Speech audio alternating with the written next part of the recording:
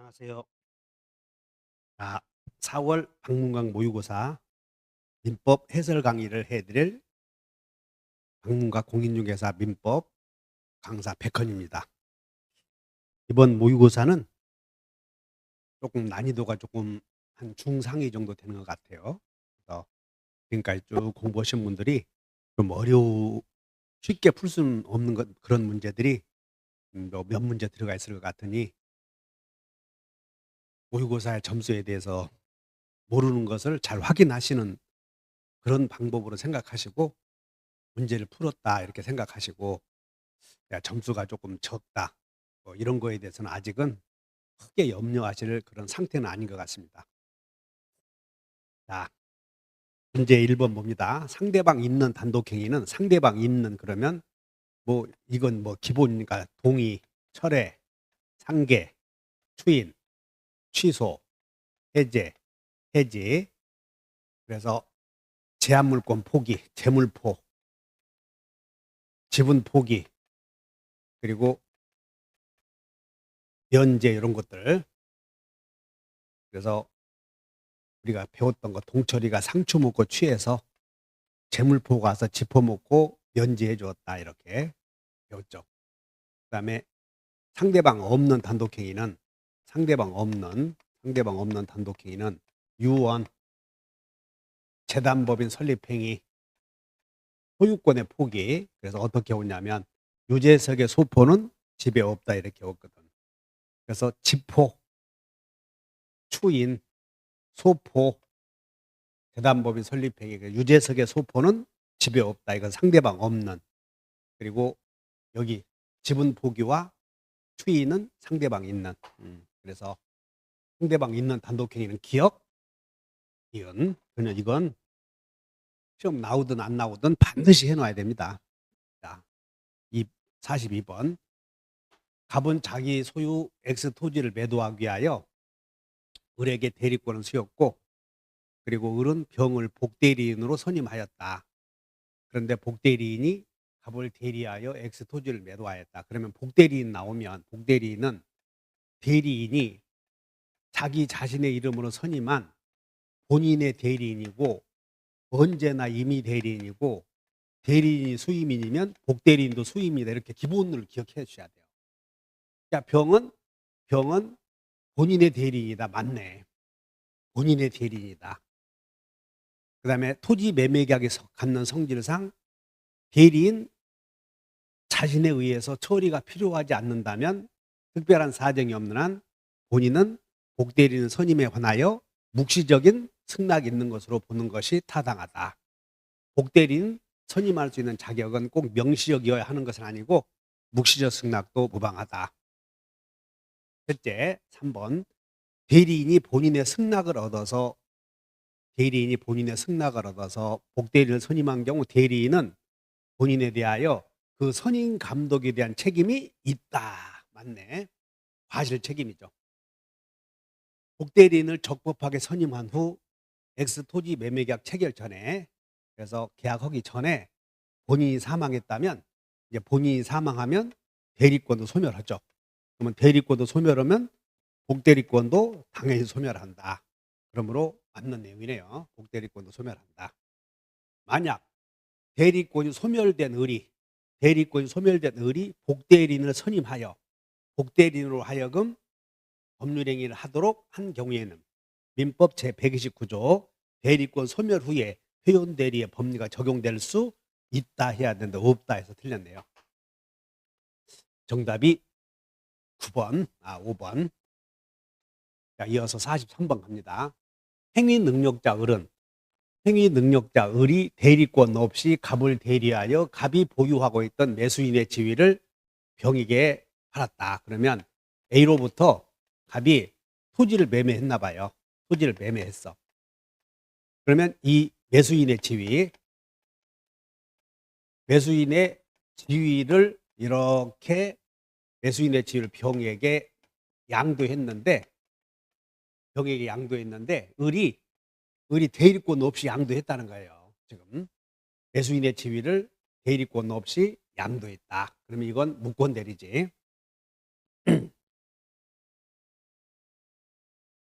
자, 매수인의 지금 매수인이고 그다음에 이 대리인이 병에게 매수인의 지위를 지위양도했다. 지위양도. 그런데 대리인이 대리권 없이 대리인이. 그러면 상대방은 이제 요 무권대리 행위는 무권대리 행위는 불합정 무효죠. 무권대리 행위는 불합정 무효. 그러면 본인이 추인하거나 거절하거나 상대방은 최고하거나 처리할 수 있고 여기서 선처리는 자 선의의 상대방은 처리할 수 있고 그다음에 악의의 상대방은 최고할 수 있다. 그래서 우리는 선처리는 최악이다 이렇게 했고 그다음에 상대방이 선이 무과실이면 무권 대리인에게 책임 물을 수 있다. 이 정도. 자, 문제 1번. 매수인의 지위 양도 계약 체결 시 의뢰 무권 대리 행위를 안 갑은 안 병은 알았다. 그래서 알았다 그랬으니까 여기는 최고 해볼 수는 있어도 처리는 안 돼. 그래서 알았다. 처리할 수 있다. 틀렸네요. 선처리는 최악이다. 그 다음에 상대방이 계약을 적법하게 처리하면 여기 선처리가 처리하면 불확정 무효는 확정 무효가 된다. 그래서 처리하면 확정 무효가 된다. 맞는 내용. 그 다음에 병이 계약을 처리했을 때 그 처리의 효력을 주장하기 위해서는 을에게 대리권이 없다는 것을 병이 증명해야 된다. 우리는 권리의 발생에 대한 유리한 사실, 그래서 즉 병이 선의이면 처리권이 생기죠. 그래서 유리한 사실은 추정된다. 그러므로 병은 선의일 것이다. 따라서 병이 악이라는 사실은 이 처리를 못하게 하려는 갑이 증명하라. 그래서 을에게 대리권 없다는 사실 자신이 몰랐다는 것을 증명해야 된다. 그래서 병이 증명해야 된대요. 그래서 병은 선의로 추정된다. 틀렸고. 이어서 병의 계약 철회 전에 이렇게 철회하기 전에 갑이 사망해서 대리인이 단독 상속했다 이런 말에 나오면 대리인이 단독 상속했다.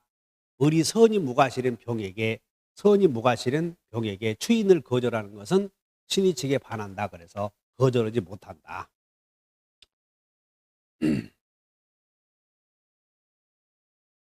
기억번은 틀렸다. 그 다음에 처리하게 되면 확정적으로 유효가 된다. 맞는 내용. 디귿번은 병은 선의로 추정된다. 그래서 병은 스스로 증명할 필요가 없다. 그 다음에 무권 대리인이 본인을 단독 상속한 경우에는 추인을 거절하지 못한다. 44번. 의사와 표시가 불일치하는 것에 대하여 틀린 것은 통정허위 표시의 무효로 대항할 수 없는 제3자에 해당하는지를 판단할 때에 파산 관계인은 파산 채권자가 여러 사람일 수 있어. 파산 채권자가 A, B, C. 그런데 A는 악의, B는 악의, C는 선의. 그래서 파산 채권자들에 따라서 선의 악의가 문제될 수 있거든요. 이런 경우에는 파산 채권자를 유리하게 해줘야 된다. 그러므로 그 중에서 한 사람만 선의여도 모두 선의로 다뤄진다. 그러므로 파산 채권자 일부가 악이다. 그러면 일부는 선의죠. 그래서 나머지는 전부 선의로 다뤄진다. 그래서 틀렸네.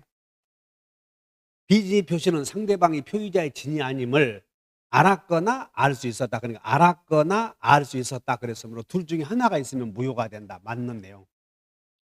비지 표시는 상대방과 통정이 없다는 점에서 허위 표시와 구분된다. 맞는 내용. 통정 허위 표시의 무효에 대항하려는 제3자는 자신이 선이라는 걸 증명할 필요가 없다. 그래서 가불간에 가장 매매했을 때 병이 선의인 경우는 이게 유효로 다뤄지잖아요. 그래서 병의 선의는 권리 취득에 유리한 사실이다. 그럼 병의 선의는 유리한 사실은 추정된다. 그러므로 선의 스스로 증명할 필요가 없다. 맞고. 매수인의 채무불이행으로 매도인이 계약을 해지했다. 그래서 매수인의 채무불이행으로 이렇게 계약을 약정을 안 지켜서 갑이 해지했는데 원래 매수인은 제한 능력자, 차고 사기 강박의 상태에 있었거든. 그러니까 이 취소 사유는 성립 당초에 생기는 사유이고 해제는 후발적 사유이거든. 그러므로 성립 당초의 사유를 중시하죠. 그래서 계약이 해제되었어도 해제당한 사람은 착오를 이유로 취소할 수 있다. 맞는 내용. 그래서 정답이 역번 효력 규정인 것을 골라라. 그러면 효력 규정인 걸 골라라 그러면 여러분들 공부하신 내용처럼 단속 규정, 그래서 단속 규정을 살펴보는데 우연히 공인중개사가 공인중개사 아닌 자 우연히 중개를 하고 수수료를 받았다. 그다음에 직접 거래 금지 규정, 그리고 무허가 건물 임대 행위, 그다음에 미등기 전매, 중간 생략 등기, 미등기 전매 금지 규정, 그리고 중간 생략 등기 금지 규정, 뭐 전매 금지, 중간 생략 등기 금지 규정. 그다음에 효력 규정에는 허가 없이, 효력 규정에는 토지거래 허가 없이, 무슨 허가 없이 이름 나오고, 그다음에 무엇을 초과했다, 초과. 그리고 명의신탁, 여러분들 부동산 실명법에서 나오는 명의신탁 금지 규정이 있었죠? 그게 효력규정 위반이다. 그래서 허가 없이 초과신탁은 효력규정, 무지기가 무전을 생략했다 단속규정. 그래서 보니까 생략, 그다음에 직접 무지기 생략, 그리고 봤을 때 초과 그러면 효력규정, 그러므로 효력규정 하나 골라라 디귿, 이렇게 오시면 돼요. 그러니까 이런 건 그냥 매듭을 지어 놔야 돼요. 단속규정, 우연히 중개하고 적당한 수수료를 받았다. 직접 거래 금지 규정 위반, 무허가 건물 임대 계약, 그다음에 미등기 전매 금지 규정, 그리고 중간 생략 등기 금지 규정, 토지거래 허가 없이 한 매매, 그리고 무엇을 초과한 것, 이자 제한법 등 초과했다, 수수료를 초과했다, 그리고 신탁. 그래서 수수료 초과 나오면 초과 그러면 효력 규정이다.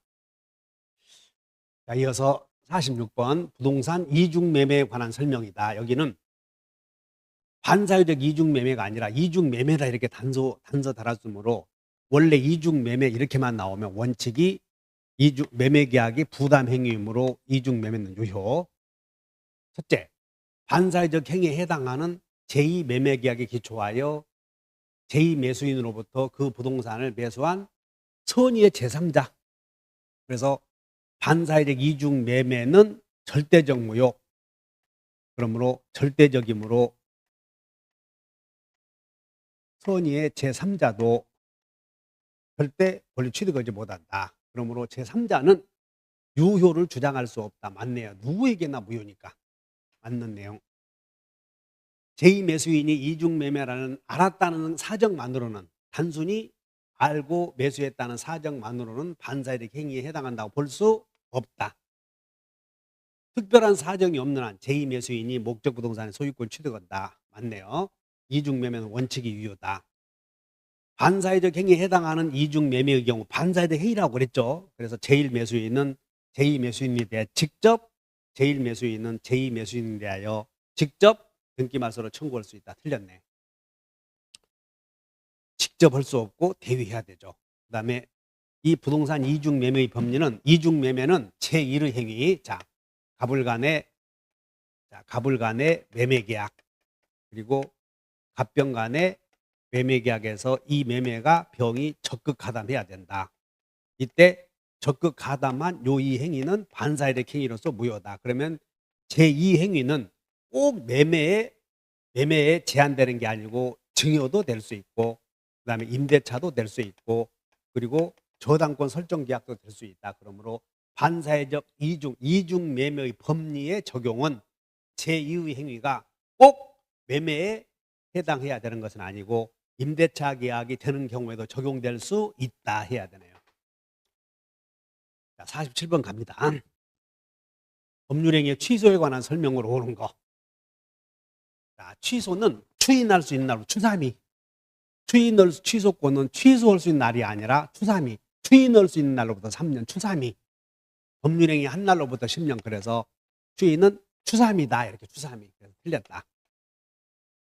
취소할 수 있는 법률행위에 관하여 법정 추인이 인정되기 위해서는 법정 추인은 취소권자의 행동만 본다. 취소권자의. 상대방이 취소하지 않겠다고 볼 수 있는 행동만 보는 거고 취소권자의 그런 인식은 묻지 않는다. 그러므로 취소권의 존재를 인식할 필요는 없다. 맞네. 행동만 본다. 취소된 법률행위는 취소되었으므로 그때는 취소, 그래 소급해서 무효인 것으로 본다. 틀렸고. 취소권의 법적 성질은 형성권이다. 틀렸고. 그 다음에 취소할 수 있는 법률행위 상대방이 확정이 되면 그 취소는 상대방에 대한 그냥 의사표시로 하면 되는데 그 의사표시는 명시적이든 묵시적이든 묻지 않는다. 그래서 정답이 법정 추인은 여러분들 그 이천경 담양강 이렇게 외워놨잖아요. 이천경 담양강. 그것은 취소권자가 채권자로서 채무자로서 주거나 받거나 하는 행동인데 그 취소권자의 행동만 상대방 입장에서 취소권자의 행동만 보는 것이지 취소권자의 인식까지 보는 것은 아니다. 그래서 그러나 추인은 법정 추인과 대비해서 추인은 알고 해야 되죠. 그런데 법정 추인은 그 행동이 알든 모르든 문제 삼지 않겠다. 자, 표현 대리에 관한 설명이다. 틀린 거. 자, 갑이 병에게 내가 을이라는 사람에게 대리권 수여했다. 이렇게 대리권 수여 표시를 특정인에게 할 수도 있고 불특정인에게 할 수도 있는데 내가 갑이 이렇게 병에게 내가 을이라는 사람에게 대리권 수여했다고 얘기해 놓고는 실제로는 대리인에게는 안 준 경우가 그런데 대리인이 이렇게 본인의 이름으로 거래 행위를 한 경우가 소위 대리권 수여 표시한 표현 대리. 그러면 대리권 수여 표시한 표현 대리를 주장할 수 있는 상대방은 본인이 대리권 수요 표시를 했을 때 특정인에게 했다면 그 특정인에 한해서만 대리권 수요 표시의 표현 대리를 주장하는 거고 그다음에 만약에 대리권 수요 표시의 상대방이 불특정인이라면 그 불특정인은 누구든지 표현 대리를 주장할 수 있다. 그래서 통보했대 상대방. 그러니까 갑이 병이라는 사람에게 대리권 수여했다고 통보했는데 그 사람이 아닌 다른 사람이 대리인과 거래했다면 표현 대리가 적용되지 않는다. 맞네. 자, 표현 대리가 성립이 되어서 본인에게 책임을 묻게 되면 판사는 본인에게 모든 책임을 묻게 해야지 본인의 과실과 상대방의 과실을 검토해서 상계하여 본인의 책임을 경감케 할 수는 없다. 맞는 내용. 자, 129조 대리권 수요 표시에 의한 표현 대리를 기본 대리권으로 해서 민법 권한을 넘는 표현 대리가 성립할 수도 있다. 맞는 내용. 그 다음에 이 대리 행위는 일단 당사자, 목적, 의사표시, 그리고 대리. 그래서 당사자에서 목적에서 의사표시에서 모든 요건을 갖춰야만 대리 문제로 적용이 되므로 목적에서 강행법규에 반했다면 대리 행위가 대리 문제로 적용될 여지가 없지. 그러므로 강행법규에 반하는 법률행위는 표현 대리로 적용되지 않는다. 무권 대리를 해결하지 않는다. 그래서 강행법규에 반하여 이루어진 법률행위에 대해서는 표현 대리가 성립될 수도 없다. 적용될 수도 없다. 그래서 틀렸고 그래서 우리 어떻게 외우냐면 그냥 강표 없다 이렇게 외웠어요. 논리는 설명했고 그 다음에 표현 대리는 무권 대리이기 때문에 상대방이 유권 대리를 주장하면 그 주장 속에는 무권 대리에 해당되는 표현 대리가 포함되어 있다고 볼 수는 없다. 그래서 포함되어 있다. 있지 않다 맞네요. 49번 법률행위의 조건과 기한에 관한 설명이다. 옳은 거. 법정 조건은 우리가 여기서 조건과 기한을 여러분들 부관이라고 배우셨을 거예요. 그러니까 부관은 부수된 약정이야. 부과된 약정. 그러니까 부과된 표현이 약정. 그러니까는 계약으로 정해야 되므로 법정은 조건이 아니지. 그래서 틀렸고. 그 다음에 이 조건이 있는 증여 그리고 여기에 조건이나 기한이 붙어 있을 때 조건과 기한은 증여계약 효력을 좌우하기 위해서 부과된 의사표시이므로 조건과 기한과 기본적인 법률행위는 분리해서 효력을 정할 수는 없다. 그러므로 조건이 사회질서에 반하면 한 일체로서 효력을 결정해야지 그것이 조건 없는 법률행위로 다룰 수는 없다. 그래서 법률행위는 유효하다 틀렸고, 그 다음에 조건의 성취. 이제 조건, 일단 법률행위가 성립이 되면, 조건이 성취되면 효력이 발생하면 정지 조건, 조건이 성취되어서 효력이 소멸하면 해제 조건 아니야. 그냥 성취는 이미 성립되었는데 그것은 효력 요건이지. 효력 요건, 성립 요건이 아니다. 맞고. 그 다음에 불능 조건이 정지 조건이면 정지 조건은 성취가 되면 발생해야 될 텐데 이미 성취가 불가능하면 효력이 발생할 수가 없죠. 그래서 불가능한 사실이 정지 조건이면 그 법률행위는 조건 없는 법률행위가 아니라 무효이다.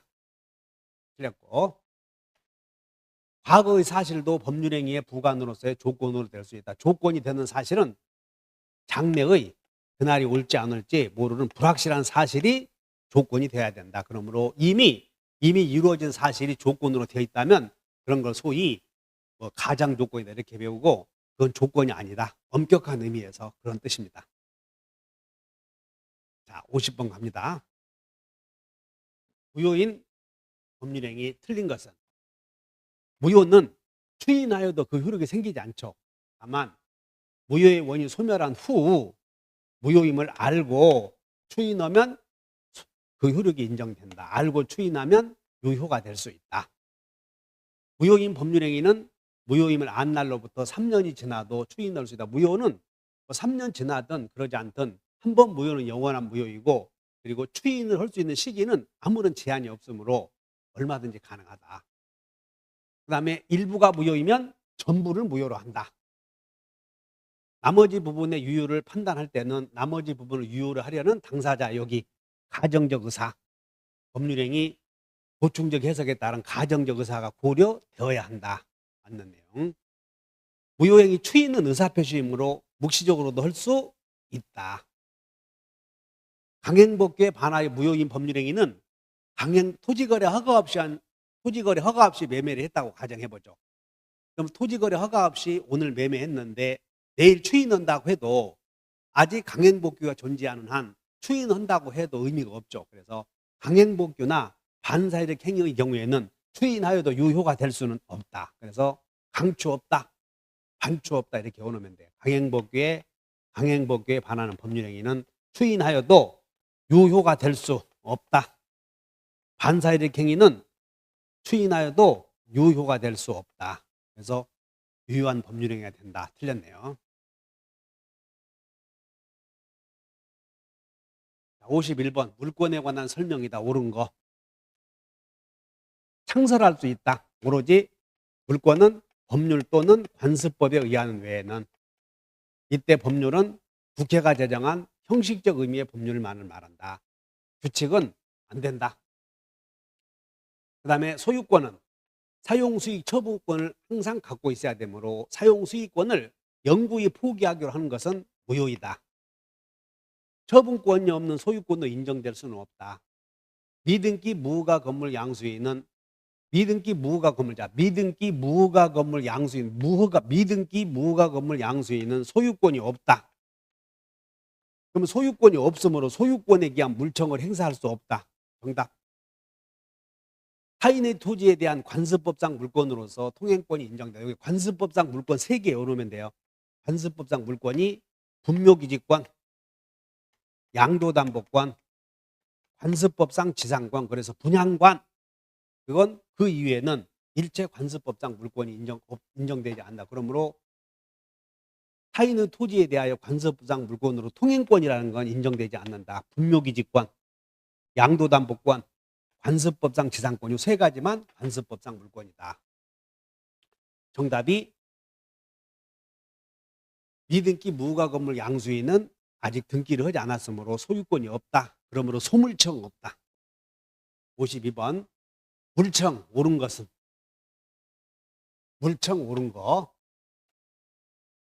소유자는 방해할 염려가 있는 자에 대하여 얘 담인데 얘 함께 하면 안 되고 얘 또 담. 예방과 또는 이렇게 해야 돼. 예방 또는 이런 표현이 나와야지 예방과 함께 손해배상의 담보를 청구할 것이다. 그러면 그냥 틀렸다. 얘 또 담. 그 다음에 물권적 청구권은 상대방의 귀책 사유를 요건으로 하지 않는다.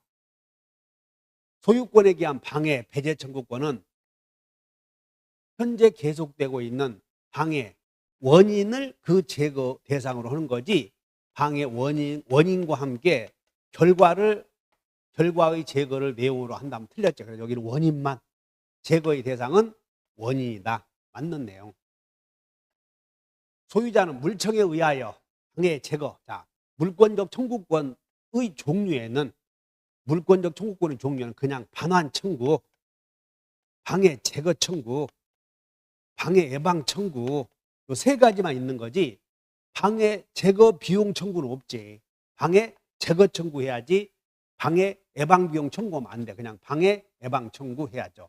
그래서 물권적 청구권의 내용에는 반환 청구, 제거 청구, 예방 청구가 있는 것이고 그 물권적 청구권은 세 가지에 의해서 이런 권리를 행사해야지 거기에 방해 제거 비용을 청구할 수는 없다. 틀렸고. 그 다음에 소유권에 기한 물청이 발생한 후에 소유자가 소유권을 상실했다 그러면 소물청 없다 하면 돼요. 틀렸다. 53번 갑니다.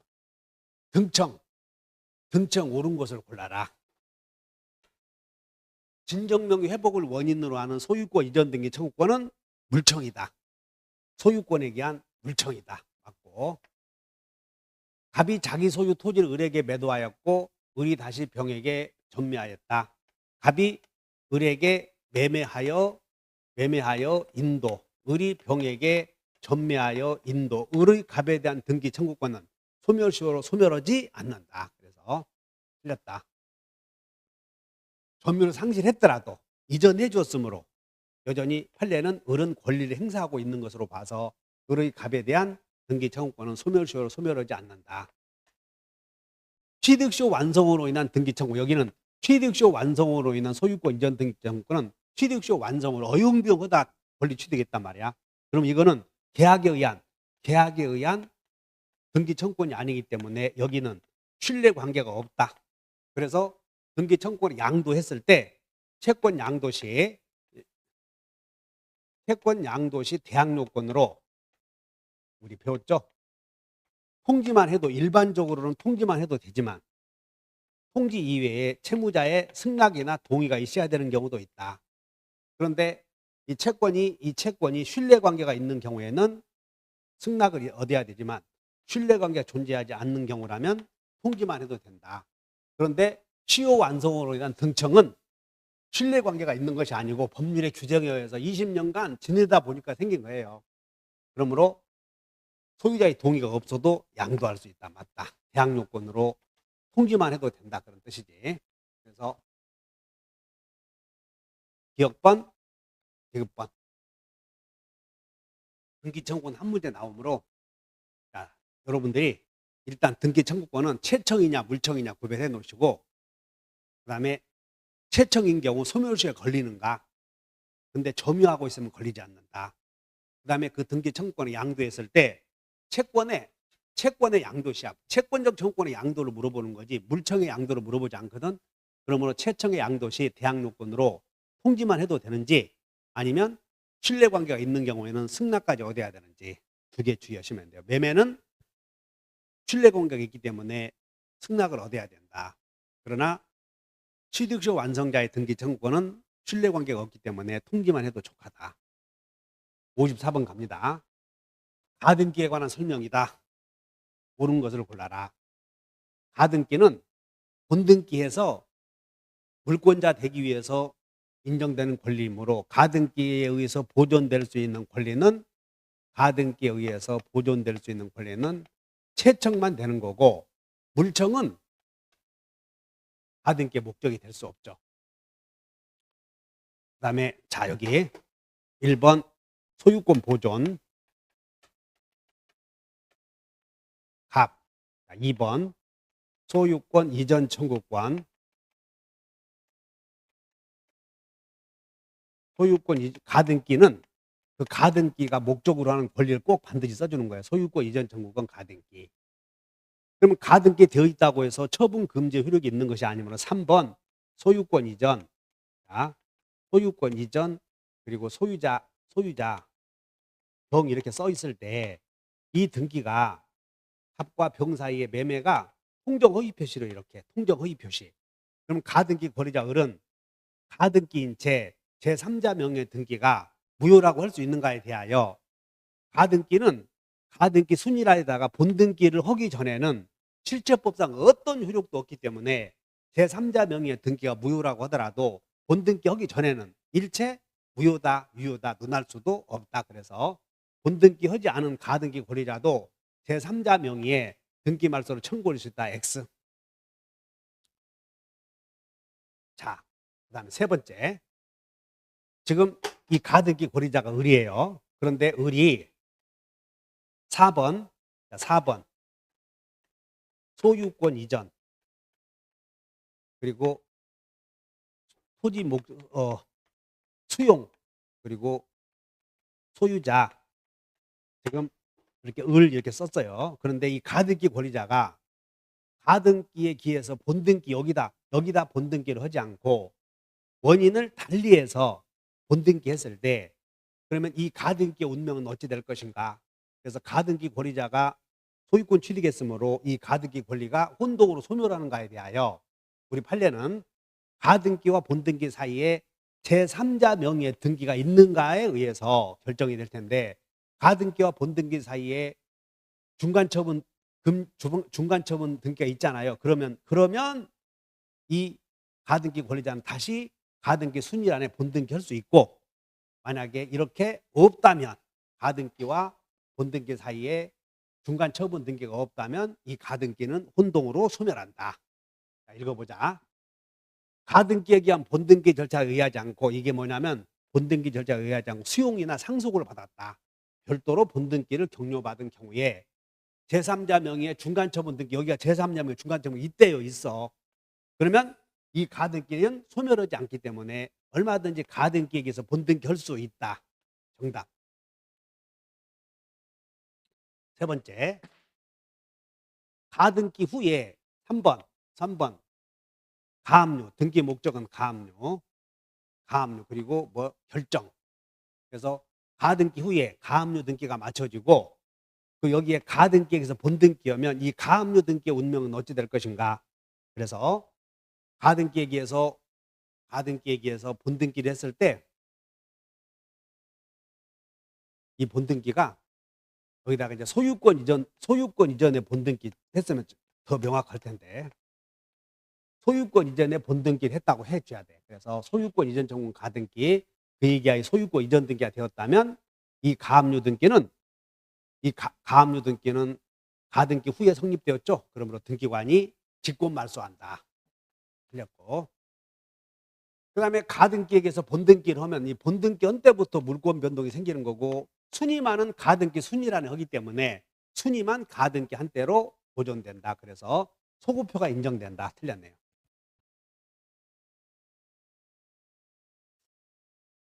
55번. 갑을병은 각각 5분의 3 그리고 5분의 1, 5분의 1의 지분으로 X토지를 공유하고 있다. X토지가 갑은 5분의 3, 을은 5분의 1, 병은 5분의 1. 첫째, 갑은 을이 병과 합의가 없더라도 X토지의 특정 부분을 배타적으로 사용수익 관리행위 할 수 있지. 사용수익은 관리행위. 그럼 관리행위는 과반수에서 결정되므로 갑이 혼자서 전부를 마음대로 사용할 수도 있다. 결정은. 그래서 1번은 맞다. 을이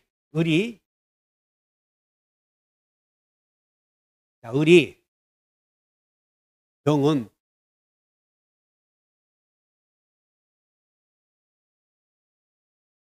자, 을이나 병은 빠졌네요. 자, 을이나 병은 갑으로부터 X토지의 사용 수익을 허락받은 A. 그래서 을이나 병은 갑으로부터 특정 부분을 사용 수익을 허락받은 점유자에 대하여 점유 배제를 청구할 수도 없고 부당이득 반환 청구할 수도 없다. 관리행위 과반수 공유자에 의해서 허락받은 사람의 점유는 적법 점유이고 그다음에 부당이득도 아니다. 그래서 맞고. 세 번째, 갑이 단독으로 여기다 건물을 지었대요. 그러면 공유지상에 건물을 축조하는 것은 처분 변경 행위다. 그럼 처분 변경 행위는 전원 동의가 있어야 된다. 그래서 단독으로 X 토지의 건물을 건축하기로 한 경우 을이나 병은 협의가 없음을 이유로 이의 제기할 수도 있다. 그래서 얼마든지 단독으로 건물을 지었다면 다른 소수 지분 공유자는 전부를 철거하라 할 수 있다. 4번, 갑이 X 토지 전부를 을과 병 동의 없이 1번 갑을 병이 공유하고 있는데 2번 전부를 동의 없이 적에게 팔아버렸다면 이렇게 돼 있어. 갑이 을과 병 동의 없이 전부를 소유권 이전해 주었다면 이 정의 이름으로 되어 있는 등기는 전부 무효가 아니라 일부는 유효다. 즉 갑의 지분만큼은 유효이므로 을과 병은 자기 지분만큼만 말소 청구해야 돼. 그래서 전부가 무효가 된다. 그래서 틀렸네요. 틀렸어. 자, 그 다음에 마지막으로 갑의 지분이었지. 갑이 5분의 3 지분 갖고 있는데 5분의 3만큼 여기다가 A에게 저당권 설정해 줘야 돼요. 갑이 A에게 저당권 설정해 주고, 그리고 저당 채무를 변제하기 전에 목적물이 이렇게 분할되었대. 갑 그리고 을 이렇게 분할되었을 때 저당권의 효력은 채무자가 분할해간 토지 이외에만 집중되는 것은 아니다. 그래서 저당권이 설정된 상태에서 건물이 분할되었을 때 갑의 저당권 효력은 갑의 지분 비율대로 분할된 토지 전부에 그대로 효력이 존재한다. 맞네요. 그래서 갑의 토지에만 채무자가 분할해간 토지 위에만 집중되는 것은 아니다. 55번 소유권에 관한 설명이다. 틀린 거. 그러니까 무주의 부동산은 국유이므로 무주물 선점의 대상이 되지 않죠. 자, 상린권, 갑이 이웃한 을의 주택에 들어갈 필요, 인지 주택이야 들어갈 필요가 있는 경우에는 을의 승낙을 받아야 하고, 을이 승낙을 거절하면 판결에 의해서도 가름할 수 있다. 틀렸다. 주택은 상린권자 중에 상린권을 내용으로 주택에는 판결이 있더라도 들어갈 수가 없다. 호락, 토지가 바다로 되었다. 그래서 호락이 되었다. 그런데 그 후에 복구가 되었다고 해서 다시 성토가 된다고 해서 한번 소멸한 소유권이 부활하는 것은 아니다. 맞고. 자, 무상통행권은 직접 분할받은 당사자 사이에서만 인정된다. 그래서 여기 갑의 토지가 이렇게 있는데 여기가 공공도로. 근데 이 갑의 토지가 두 필지였나 봐요. 그래서 이 부분을 갑의 토지가 1번지 2번지 막혀 있지. 그래서 1번지를 갑으로부터 을이 매수했다거나, 토지가 한 필지였는데 분할을 해서 을이 이 부분을 분할을 받다 보니까 공로로 출입할 수가 없게 됐죠. 그러면 양수인 분할받은 자는 분할 전에 토지를 무상으로 다닐 수 있는데, 그 무상통행권은 직접 분할받은 을에게만 적용되는 거고 을로부터 토지를 양수받은 특정 승계인에 대해서는 적용되지 않는다. 그래서 그냥 무상통행권 이렇게 해놓고 양수인에게는 안 된다 해버리면 돼. 양수인은 이 사람을 가리키는 거거든. 맞고. 임차인이 식지한 수목은 부합이 아니다. 맞네요. 이어서 57번 취득시효에 관한 설명이다. 틀린 것을 골라라.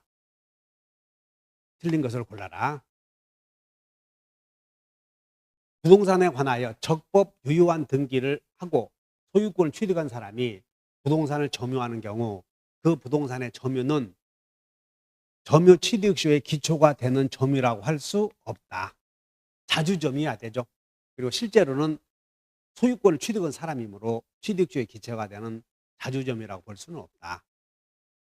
시효 완성 후, 그러니까 시효 완성 후 등기 전에 파산 선고를 받았다. 그래서 그러면 이제 우리는 시효 완성 후, 자, 갑의 명의로 등기가 되어 있어. 근데 을이 점유를 개시했는데 점유를 개시해서 시효 완성이 된 거야. 그럼 시효 완성 전에 이해관계 맺은 사람이면 등기 청구권, 시효 완성 당시에 소유자에게 등기 청구할 수 있는데 제3자 시효 완성 후에 새로운 이해관계를 맺은 자 중에 우리 시험에 나오는 게 명의신탁자야, 명의신탁자. 그리고 대표적인 게 파산관제인인데 이렇게 후에 새로운 이해관계를 맺은 자 중에 신파, 이 사람에게는 시효 완성자는 대항하지 못한다. 그래서 파산 선고를 받은 때는 완성 전에 토지 소유자가 파산 선고를 받은 때에는 점유자는 파산 관제인에게는 이제 이 사람도 새로운 이해관계를 맺은 사람이므로 소유권 이전 등기를 청구할 수 있다. 그러면 틀렸다 얘기야. 그래서 신탁자와 파산 관제의 신파, 후광 신파다 이렇게 외워 놓으시면 돼. 후에는 꽝이고 그 사람이 신파다. 틀렸다. 일반 재산, 국유 재산 중에서 이제 이게 일반 재산인데 일반 재산인 경우에 취소 완성했으므로 빨리 등기를 해야 되는데 등기하기 전에 다시 행정재산으로 변했다면 그것은 새로운 소유자가 된 것과 같은 결과가 되죠. 그래서 여기도 꽝이다. 등기 전에 행정재산으로 되었다면 꽝이다. 꽝. 없다. 맞고. 그다음에 4번.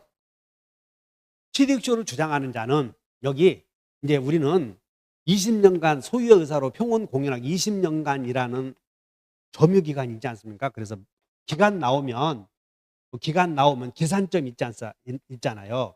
그럼 계산점은 전부 다 임의로 선택할 수 있는 경우는 없어. 그런데 우리 시험에 취득쇼 계산점만 임의로 선택할 수 있는가 딱 하나 물어보는데 절대 임의로 선택할 수 없다.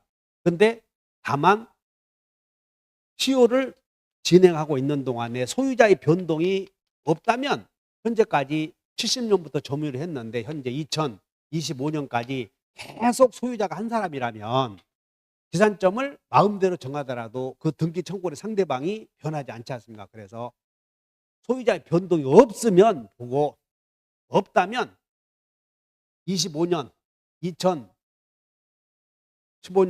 2005년에 점유를 개시해서 2025년 현재 시효 완성했다고 주장해도 무방하다. 시효 완성 후 등기 전에 원소유자가 시효 완성된 토지의 저당권 설정했어. 그래서 시효 완성했는데 원소유자가 여기다가 등기 청구했는데 여기다가 저당권 설정했고 그리고 시효 완성한 사람이 이전 등기를 한 후에 저당 채무를 대위 변제하고 소유자를 상대로 내 자매를 대신해서 변제했으니 부당이득 내놓으셔 했더니 소유자 왈 누가 자네 보고 그런 짓 하라고 그랬나. 그래서 시효 완성자는 소유자에게 부당이득 청구할 수는 없다. 맞는 내용. 58번 갑니다.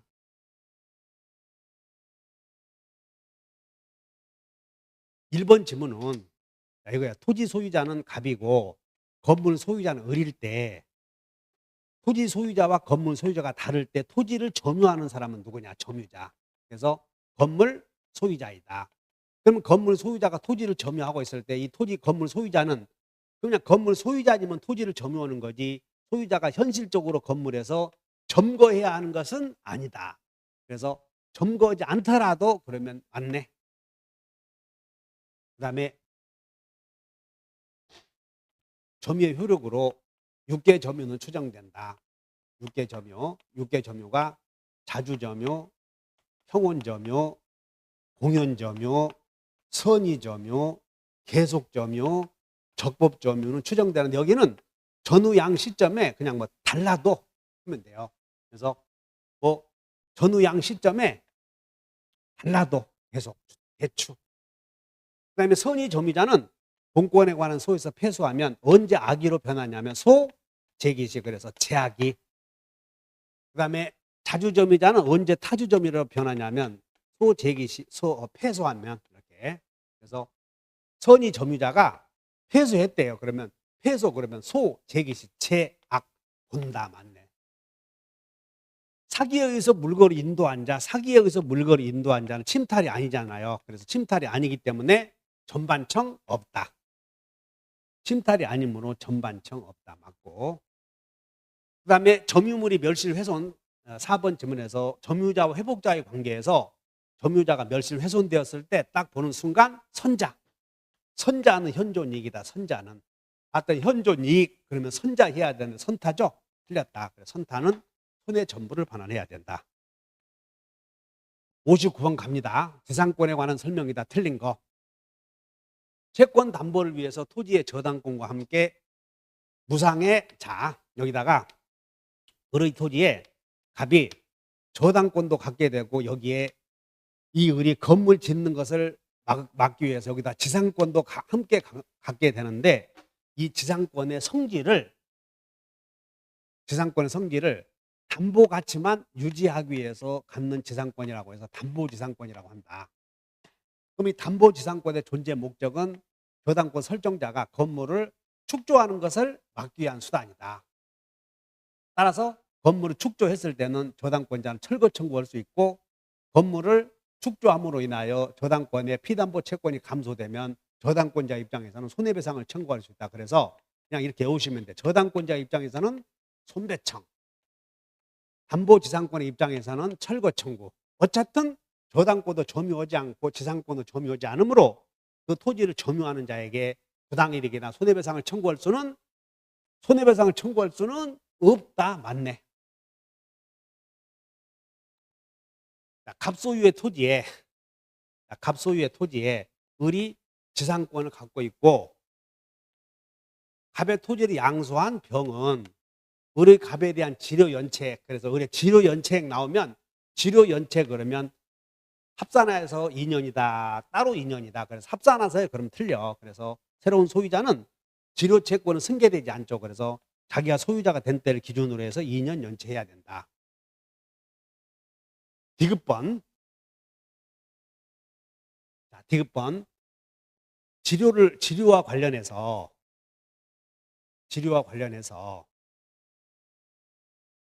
우리는 약정 지상권을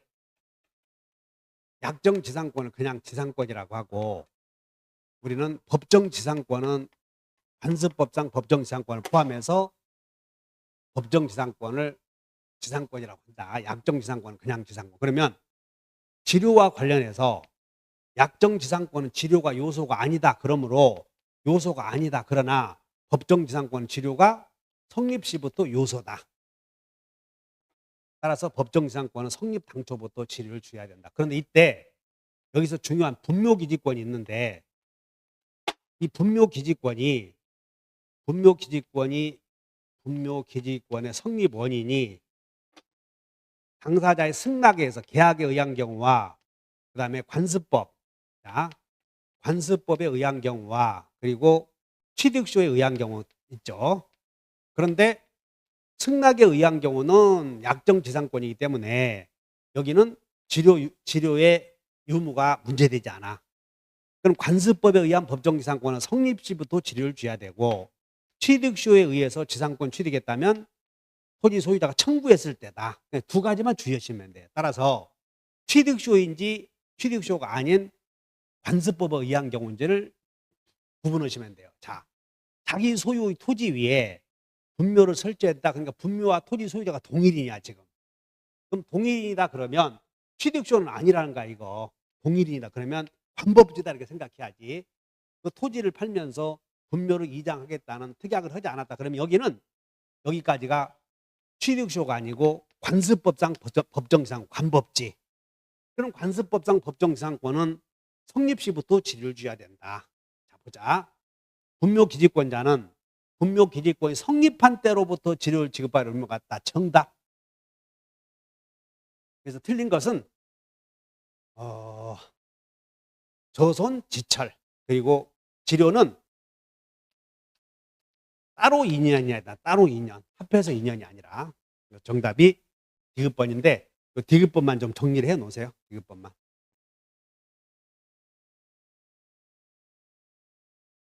지상권에서는 지료가 상당히 중시돼요. 그리고 관습법상 지상권을 묻지 않더라도 지료를 물어봄으로써 관습법상 지상권과 함께 물어보는 경우가 돼버리기 때문에 지상권에서는 지료가 제일 중요하다. 60번 지역권 갑니다. 분리하여 양도 없다. 요역지는 전부를 위해서, 승역지는 일부에 대해서. 그래서 토지 일부를, 이게 위한 그러면 요역지는 전부를 위해서라고 하잖아요. 위해서. 승역지는 대해서. 그러니까 위한 그러면 이건 요역지를 가리키는 거야. 요역지. 위한 그랬으니까. 그래서 요역지 일부에 대해, 일부를 위한 요역지를 일부를 위한 지역권은 성립하지 않는다. 그다음에 요역지 공유 나오면 공유 지역권의 불가분성. 공유 지역권의 불가분성과 관련하여 유리한 제도는 1인의 유리한 제도는 다른 공유자에게 효력이 있다. 그다음에 공유자 1인의 공유 지역권의 불리한 제도는 공유자 1인의 불리한 제도는 다른 공유자에게 효력이 없다. 그러면 이제 1인은 자신의 지분에 관하여 지역권을 소멸시킬 수 없다. 그래서 공유 지역권의 불가분성에서 갑과 을은 지역권을 갖는 게 유리하잖아요. 그래서 갑이 지역권을 소멸해버리면 을은 불리하지. 그래서 공유 지역권의 불가분성에서 너 죽고 나 살자 그럴 수는 없어요. 같이 살아야 된다. 그러면 공유자 1위는 자기의 지역권을 소멸할 수는 없다. 불가분성. 통행 지역권을 시효 취득했다면 특별한 사정이 없는 한 요역지 소유자는 도로 설치로 인해서 승역지 소유자가 입은 손실을 보상해야 된다. 그래서 민법에서는, 우리 물권법에서는 남의 토지 보기만 해도 돈을 줘야 돼. 보기만 해도. 틀렸고. 그 다음에 침탈 나오네. 침탈. 그러면 지역권은 점유를 하지 않죠. 그래서 지역권자에게는 반청 없다. 맞네요. 61번 전세권에 관한 설명이다. 전세금을 지급해야죠. 그래서 전세금은 현실적으로 수수돼야 되는 게 아니고 기존의 채권으로도 가름할 수 있다. 맞고. 전세권자의 목적물의 사용 수익권, 전세권자의 목적물의 사용 수익권을 폐지하고 오로지 전세권은 용익 물권이죠. 사용 수익을 목적으로 하지 않고 오로지 전세금을 받기 위한 채권 담보만을 목적으로 설정된 전세권은 존재하지 않는다. 맞고. 토지의 사용을 목적으로 하는 전세권, 법정갱신은 여기 원래 법정갱신은 건물 용익권자를 위한 제도다. 그러면 전세권에서는 토지에는 인정되지 않는다. 지상권에서도 당연히 법정갱신이 인정되지 않죠. 맞고.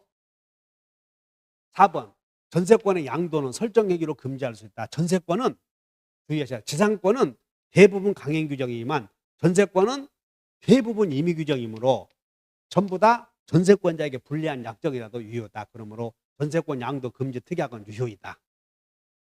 맞고. 전세권자는 전세권의 존속기간이 만료된 경우 전세금을 지급받지 못한, 존속기간이 만료되었는데 전세금을 지급받지 못한 전세권자는 목적물을 반환하지 않은 상태로 경매를 청구할 수 있다. 이게 여러분들 혹시 주택임대차에서는, 주택임대차나 상가임차에는 보증금을 반환받지 못한 임차인이 집행권원에 의해서 경매를 신청할 때는 자기 채무 이행을 집행 개시 요건으로 하지 않는다. 이 말은 목적물을 넘겨주지 않고 주택임차인의 상가임차인은 경매 신청할 수 있는데 주택임차인과 상가임차인을 제외한 다른 채권자는 반대 의무의 이행을 집행 개시 요건을 하거든. 민사집행법에서. 그래서 전세권자는 목적물을 넘겨줘야 한다. 주의하셔. 넘겨주지 않은 상태로 경매를 청구할 수 있다. 자, 전세권자는 목적물을 반환하지 않은 상태로 경매를 청구할 때 여기다가 틀렸고, 만약에 여기다 이렇게 한다면 주택임차인이나 상가임차인은 이렇게 하면 주택임차인이나 상가임차인은 맞다. 그런데 전세권자는 반환해 줘야 된다. 이거 주의하시면 돼요. 62번 저당권에 관한 내용을 해설해 드리겠습니다. 옳은 것을 골라라. 갑이 2001년 10월 10일에 근저당권을 취득한 토지에 2003년 4월 10일 저당권을 취득한 을, 지금 여기에 갑이 저당권이 있고 그리고 을이 또 저당권을 갖게 되었다. 그러면 취득한 을은 채무자 병의 의사에 반해서도 갑의 채권을 변제하고 갑의 근저당권에 말소를 청구할 수 있는가? 뭘 물어보냐면 저당권 성립 후 저당권 성립 후에 이 토지의 소유권이나 지상권이나 전세권을 취득한 사람을 제3 취득자라고 하죠. 그러면 이 제3 취득자는 채무자가 저당 채무를 변제하느냐에 따라서 자기들의 많은 중대한 이해관계를 안고 있다는 것이야. 그래서 제3 취득자는 채무자 의사에 반해서도 저당 채무의 변제기 후 채무자 의사에 반해서도 근저당권의 경우는 최고액까지 변제하고 저당권의 소멸을 청구할 수 있다. 이것이 제3 취득자. 그런데 이 제3 취득자에 후순위 저당권자는 포함되지 않죠. 그래서 1번은 틀렸다. 2번. 갑의 저당권이 설정된 후 같은 부동산의 전세권 취득한 지금 이 사람이 전세권을 취득한 사람 제3 취득자는 그 부동산의 경매 절차에서 갑에 우선하여 부동산의 보존을 위하여 지출한 비용의 우선 상환을 받을 수 있다. 제3 취득자는 채무자 의사에 반해서도 저당 채무를 변제하고 저당권의 소멸을 청구했다면 저당권자의 지위를 대위하거나 또는 구상권을 행사할 수 있죠. 두 번째는 제3 취득자가 변제하지 못해서 저당권자 경매를 하면 제3 취득자는 목적물에 경매인이 될 수 있죠. 경매인. 그 다음에 마지막으로 대위 변제하지 못하거나 경매인도 되지 못한 상태에서는 저당권자 경매에 의해서 경락이 이루어지면 비용의 우선 변제를 받을 수 있다. 그래서 제3 취득자의 지위는 대위 변제했다면 구상권이나 저당권자의 지위를 대위한다. 구상권을 행사하거나 그 다음에 경매가 이루어지면 경락인이 될 수 있다. 그 다음에 경매가 이루어져서 경락을 받지 못했다면 배당에 참여해서 비용의 우선 변제 받을 수 있다. 자, 맞네. 그 다음에 세 번째, 피담보 채권을 변제하고 저당권의 소멸을 청구할 수 있는 제3 취득자. 제3 취득자는 저당권 성립 후에 소유권, 지상권, 전세권을 취득한 자뿐만 아니라 경매 개시 결정 등기. 자, 경매 등기 후에 소유권이나 지상권이나 전세권을 취득한 사람도 역시 제3 취득자로서 대위 변제할 수 있다. 그래서 디귿번 맞는 내용. 그래서 정답이 해결했죠. 니은 디귿. 자, 이어서 63번 갑니다. 저당권의 효력이 미치는 목적물의 범위. 근저당권자는 틀린 것을 1년분을 초과하는 지연이자도 근저당권자는 그냥 이 앞에 볼 것 없이 최고액의 범위 내에서 그러면 다 우선 변제 받을 수 있다. 그냥 최고의 범위 이것만 보시면 돼요. 저당 목적 토지가 공익사업을 위한 토지의 취득 및 보상에 관한 법률에 따라 협의 취득이 되었을 때 저당권자는 보상금 청구권에 대하여 물상대위권 행사할 수 없다. 그래서 여기는 맞는 내용인데 여기 잠시 설명을 해드릴게요. 지금 이제 이 수용 절차를 잠시 말씀드리면 이 X토지의 소유자인데 이게 도시개발 사업 시행자가 도시개발 사업을 하려고 한다. 그럼 이때 이 토지가 공익사업으로 인정되기 전에는 사업 시행자와 토지 소유자는 토지의 취득 및 보상에 관한 법률에 따라 먼저 협의 취득하게 돼 있다. 그러니까 공익사업 인정 전에는 협의 취득이 되면 이거는 보통의 매매와 같고 이런 경우에는 등기를 할 때도 공동 신청해야 돼요. 그러면 이 협의 취득은 매매와 똑같으므로 공익사업 인정 전에는 협의 취득을 하게 되는데 이때 협의 취득에 따른 보상금은 매매와 같기 때문에 물상대위권 행사할 수 없다. 그런데 공익사업으로 인정되고 나서는 이제는 공익사업 인정 고시하게 되고 그러면 이제 공익사업이 인정이 돼버리면 먼저 재결 수용을 하기 전에 수용위원회의 재결 수용을 하기 전에 그 전 단계로 협의 수용을 하게 돼 있어요. 그래서 협의 수용이나 재결 수용이 이루어지면 여기에 이제 보상금이 나오죠. 수용금이다. 수용금. 그럼 이때는 이제 이 수용금에 대해서는 이때는 이제 공익사업이 인정이 돼버리면 이제는 경매가 안 되기 때문에 수용 개시를 기준으로 해서 토지 소유권의 변동이 생기거든. 그래서 수용이 되면 수용금에 대해서는 물상대위권 행사할 수 있지만 공익사업 인정 전에 이루어진 협의취득에 따른 보상금에 대해서는 매매와 같으므로 물상대위권 행사할 수 없다. 그래서 보시면 자, 토지가 공익사업을 위한 토지의 취득 및 보상에 관한 법률에 따라 여기서 보면 협의취득과 그리고 협의취득과 협의수용이 차이가 있다. 그럼 협의취득은 매매와 똑같기 때문에 여기는 매각대금에 대해서 물상대위권 행사할 수 없으나 협의수용이 이루어지면 물상대위권 행사할 수 있다. 집합건물의 전유 부분과 그리고 대지 사용권의 일체성을 이루고 있죠. 그래서 전유 부분이 주된 권리, 대지 사용권이 종된 권리, 저당권의 효력은 종된 권리에도 미친다. 맞는 내용이고. 자, 저당 목적물의 변형물인 금전. 여기 딱 보면 저당 목적물의 변형물 그러면 저당 목적물이 다른 가치로 변형되었다 그러면 경매를 못 한다는 거거든. 그럼 이제 경매를 못하면 물상대위권에 대해서 변형물에 대해서 물상대위권을 행사해야 되는데 물상대위권 행사 시기는 목적물이 저당 목적물이 채무자에게 수중에 들어가기 전에 압류 조치를 해야 되는데 그 압류 조치는 저당권자가 해도 되고 이미 제3자가 해도 된다. 그래서 제3자가 압류해서도 물상대위권 행사할 수 있는데 다만 제3자가 압류한 경우에는 우두컨이 있는 것이 아니라 배당 요구해야 한다.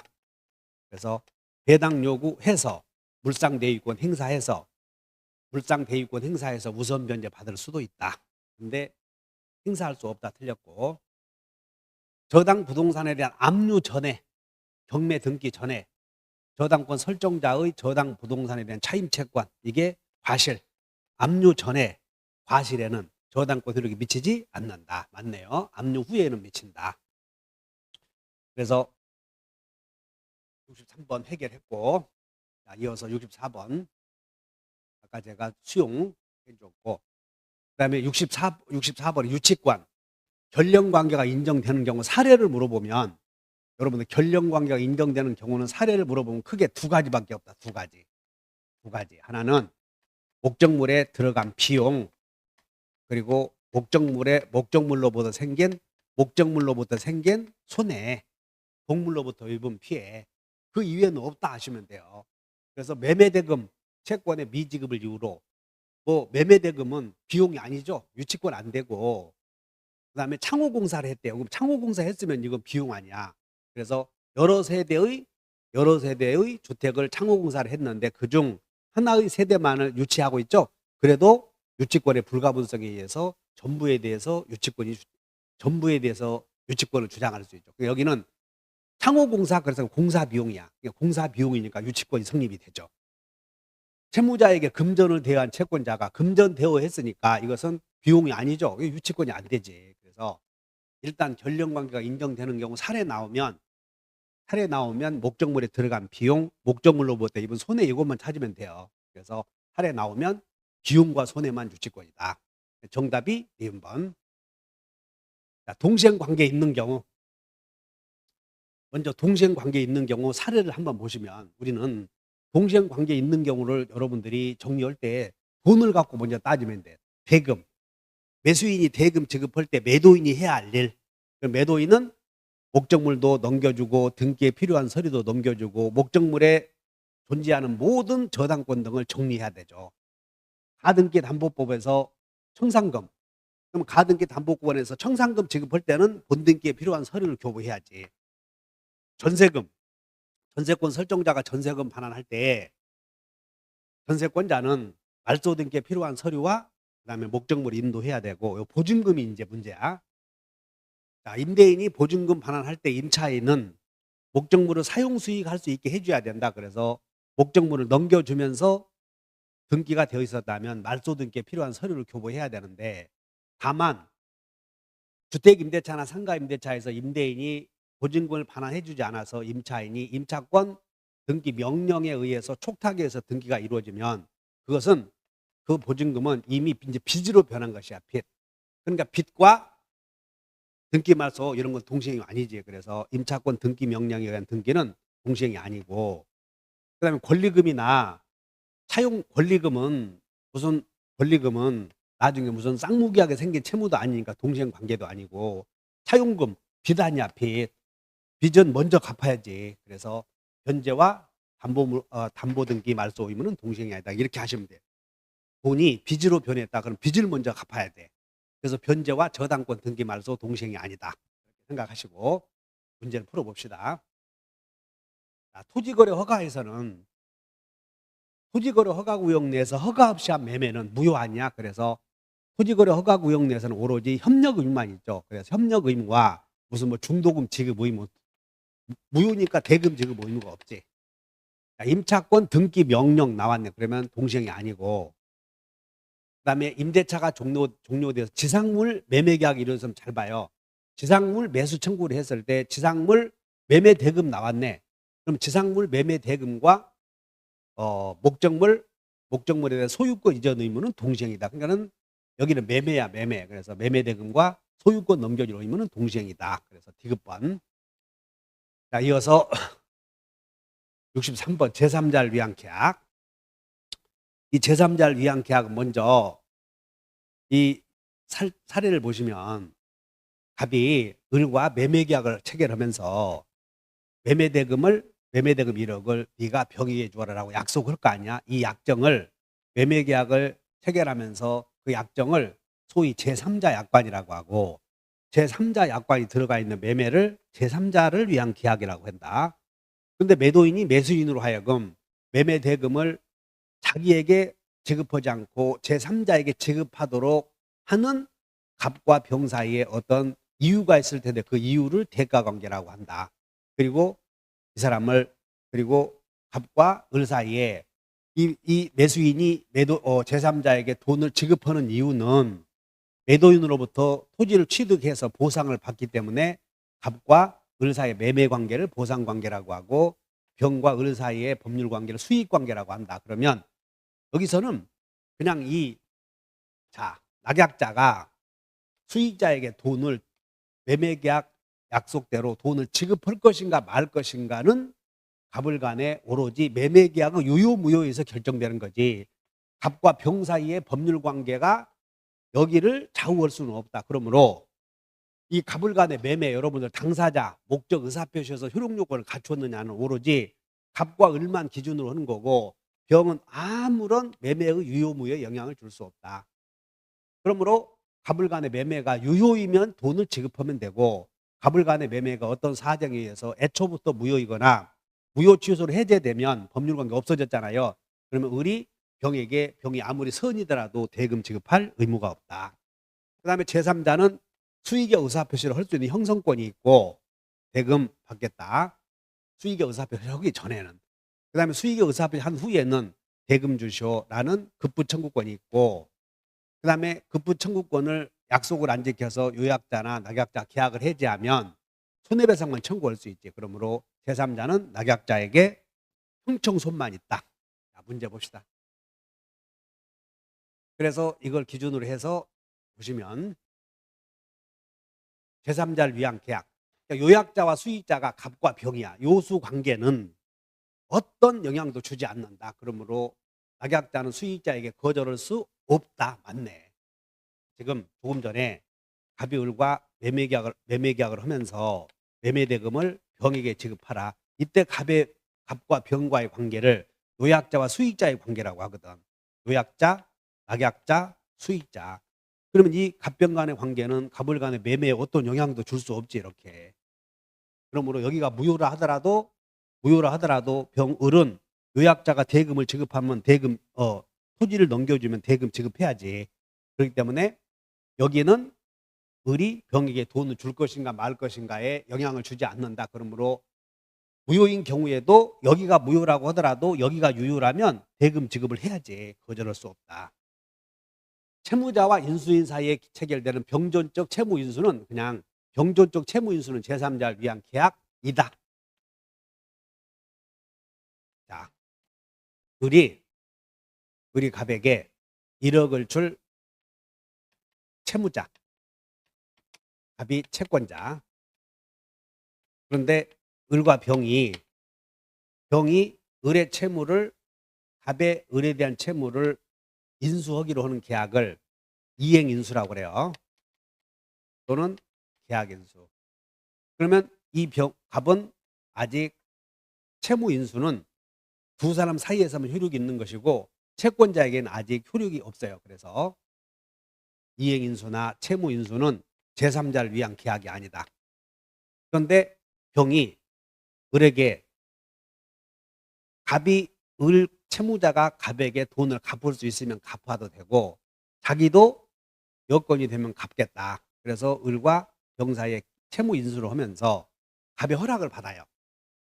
을아, 네가 갑에게 1억을 줘야 될 채무가 있는데 내가 갚겠다가 아니라 나도 갚을 수 있으면 갚겠다. 그래서 채권자의 승낙을 얻어. 그럼 과거에 갑은 을에게만 1억을 받을 권리가 있었는데 을과 병 사이에 채무인수라는 계약을 체결했더니 병에게 없던 권리가 생긴 거 아니야. 그래서 두 사람 사이의 계약에 의해서 갑에게 없던 권리가 생겼죠. 이런 걸 병존적 채무인수이고 병존적 채무인수나 중첩적 채무인수, 부가적 채무인수는 제3자를 위한 계약이다 하시면 돼요.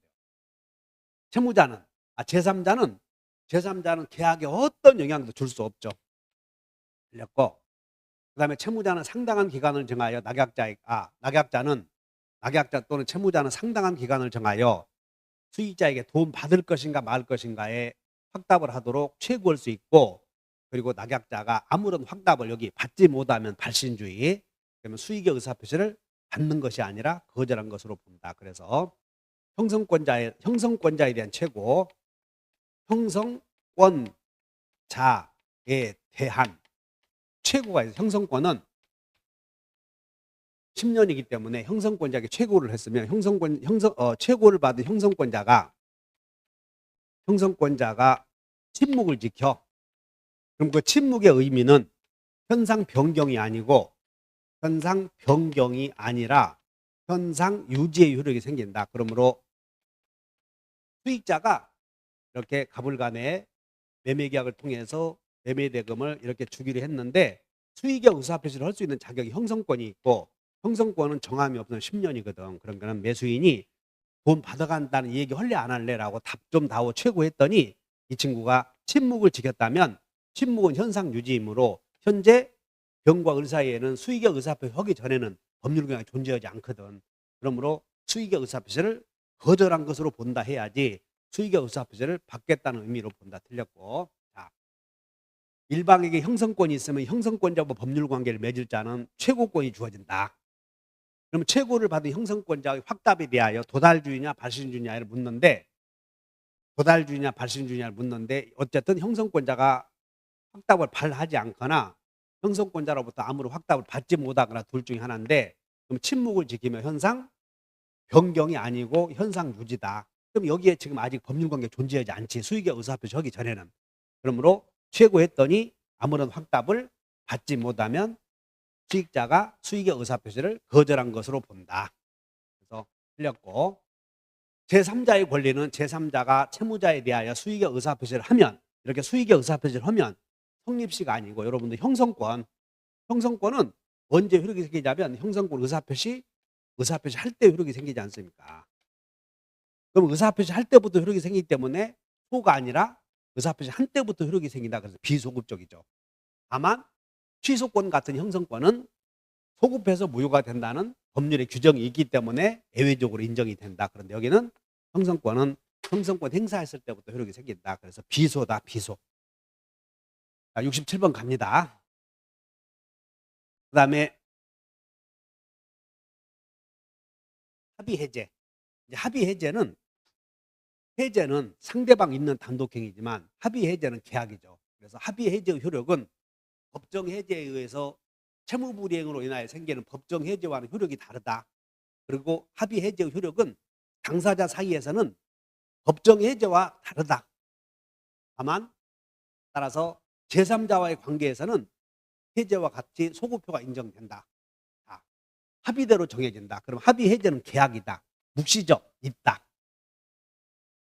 당사자 쌍방은 자기 채무 이행 제공 없이 합의에 의해서 계약을 해제할 때 여기는 합의 해제 시기를 묻는 건데 합의 해제 시기는 제한이 없다. 언제라도 가능하다. 언제라도. 그다음에 합의 해제의 소급표. 그래서 계약을 합의 해제했을 때 합의 해제의 소급표는 해제와 마찬가지로 제3자의 권리를 해야지 못한다. 부동산 매매 계약이 합의 해제된 경우 다른 약정이 없는 매도인은 당사자 사이에서는 수령한 대금에 이자를 붙여야 되는가 그럴 필요는 없다 이거야. 그래서 합의 해제의 경우 채무불이행을 이유로 한 해제는 원상 회복해야지. 자, 채무불이행을 이유로 한 해제. 그럼 매도인은 대금을 받았다면 받은 날로부터 이자를 붙여야 되고, 매수인이 목적물을 넘겨받았다면 넘겨받은 날로부터 수취한 과실을 반환해 줘야 돼. 원물에다가. 그러니까 매수인은 원물 과실, 매도인은 대금이자. 그런데 이 당사자 사이의 효력이 합의 해제의 경우에는 적용되지 않고 합의대로 정해진다. 그래서 4번이 틀렸고, 5번 계약이 합의 해제되면 당사자는 손해배상을 청구할 수 없다. 그래서 채무불이행을 이유로 하는 해제를 법정 해제라고 하잖아요. 그럼 법정 해제의 효력은 원상 회복해야 되고, 그 다음에 손해배상 문제가 생기는데 당사자 사이에서 이런 원상 회복이나 손해배상 문제가 합의 해제의 경우에는 법정 해제는 채무불이행을 이유로 생기기 때문에 이런 문제가 적용되지만, 합의 해제의 경우에 당사자의 사이의 효력은 합의대로 정해지므로 대금에 대한 이자를 붙여야 된다, 무슨 과실을 반환해야 된다, 손해배상을 해야 된다, 이런 문제는 생기지 않는다. 그래서 없다, 맞네. 자, 이어서 68번 청약에 관한 설명이다. 틀린 것을 골라라. 그러면 청약은 청불, 승낙은 승특. 그래서 청불 맞고. 자, 청약이 상대방에게 도달했다. 그러면 철회할 수 없다. 그래서 우리는 철회는 후추 먹고 전철 탔다. 그래서 철회는 전회해야 된다. 그러므로 후회는 후철 없다. 맞네. 그 다음에 계약 내용이 제시되지 않은 광고는 확정적 의사표시가 아니죠. 그렇기 때문에 청약은 확정적 의사표시여야 되지만 이것은 확정적 의사표시가 아니기 때문에 청약을 하도록 유도하는 유인에 지나지 않는다. 맞는 내용. 승낙기간을 정한 계약의 청약은 그 기간 내에 청약자가 승낙의 통지를 받지 못하면 청약은 효력을 잃는다. 맞는 내용. 당사자 사이의 동일한 내용이 상호 교차되었다. 그러면 상호 교차되면 양청발하면 틀리고 양청약이 모두 도달한 때 효력이 생긴다. 그래서 양청도. 격지자 사이의 계약은 격승발, 의사실현에 의한 계약은 실현된 때, 교차청약에 의한 계약은 양청도. 자, 69번 약관에 관한 설명이다. 보통거래 약관이 고객을 구속한다. 그래서 여러분들 무슨 보험계약이나 대출계약이나 하게 되면 이미 그 보험을 체결하고자 하는 회사에서는 불특정 다수인을 상대로 계약서를 작성해 오죠. 이걸 보통거래약관이라고 그래요. 그럼 보통거래약관에 의해서 계약이 체결되었을 때 그 계약의 내용이 고객을 구속하는 근거는 당사자가 합의했기 때문이다. 그 다음에 이제 이 약관을 해석할 때는 되도록이면 고객에게 유리하도록 해석해야죠. 그래서 계약의 내용이, 약관의 내용이 불분명하면 작성자에게 불리하게 해석해야지. 작성자에게 불이익이 돌아가게 해석해야 된다. 틀렸고. 그 다음에 이 약관에 대한 효력으로서 약관 작성자는 고객에게 약관의 내용을 설명하지 않으면 그 약관의 내용을 계약의 내용으로 주장할 수 없다. 그러니까 여러분들 무슨 보험계약을 체결하면 막 녹음하지 않습니까? 이런 거, 그 내용이다. 그 다음에 보통거래 약관을 해석할 때는 신의성실의 원칙에 따라 공정하고 합리적으로 해석해야 되고, 우리 일부가 무효이면 원칙이 전부 무효죠. 그렇게 되면 우리 고객에게 불리한 그런 입장으로 될 수 있으므로 약관의 내용 중에 고객에게 불공정한 조항이 들어가 있어서 그것이 무효라면 그 부분만 무효로 해야지 전부를 무효로 한다. 그래서 원래 일부가 무효이면 민법의 일반 원칙에 따라서는 전부가 무효지 않습니까? 그래서 약관은 고객을 보호하기 위해서 일부가 무효더라도 나머지 부분 효력이 생길 수 있다. 맞는 거예요. 그래서 이 약관에 대해서는 시험이 10년에 2번 나왔는데 2년 전에 1번 나왔죠. 그래서 나오면 그냥 우리가 보험계약을 체결하면 그런 것이 약관이구나. 그러면 그 약관이 고객을 구속하는 이유는 우리가 동의했기 때문이거나 서명하지. 그리고 서명하고 그리고 그 약관을 해석할 때는 되도록이면 고객에 유리하게 해석해야 된다. 작성자에게 불이익이 돌아가게 해석해야 된다. 이런 것들. 그리고 그 약관의 내용의 일부가 무효이면 전부를 무효로 하면 오히려 고객에 불리하다. 그래서 일부 무효의 특칙, 민법에서 적용되는 일부 무효의 원칙의 예외인 특칙이 적용됐다. 70번 목적물의 일부가 타인 소유로 인해서 매매계약의 일부 타인이네요. 그 일부가 타인 그러면 우리는 자, 악의의 매수인도 우리가 목적 달성 불가능하면 목적 달성 가능하면 대금감액 손해배상 목적 달성 불가능하면 계약 해제 손해배상. 근데 악의의 경우에도 인정되는 경우 그래서 일부 타인의 경우 악이라도 일부 타인의 경우에는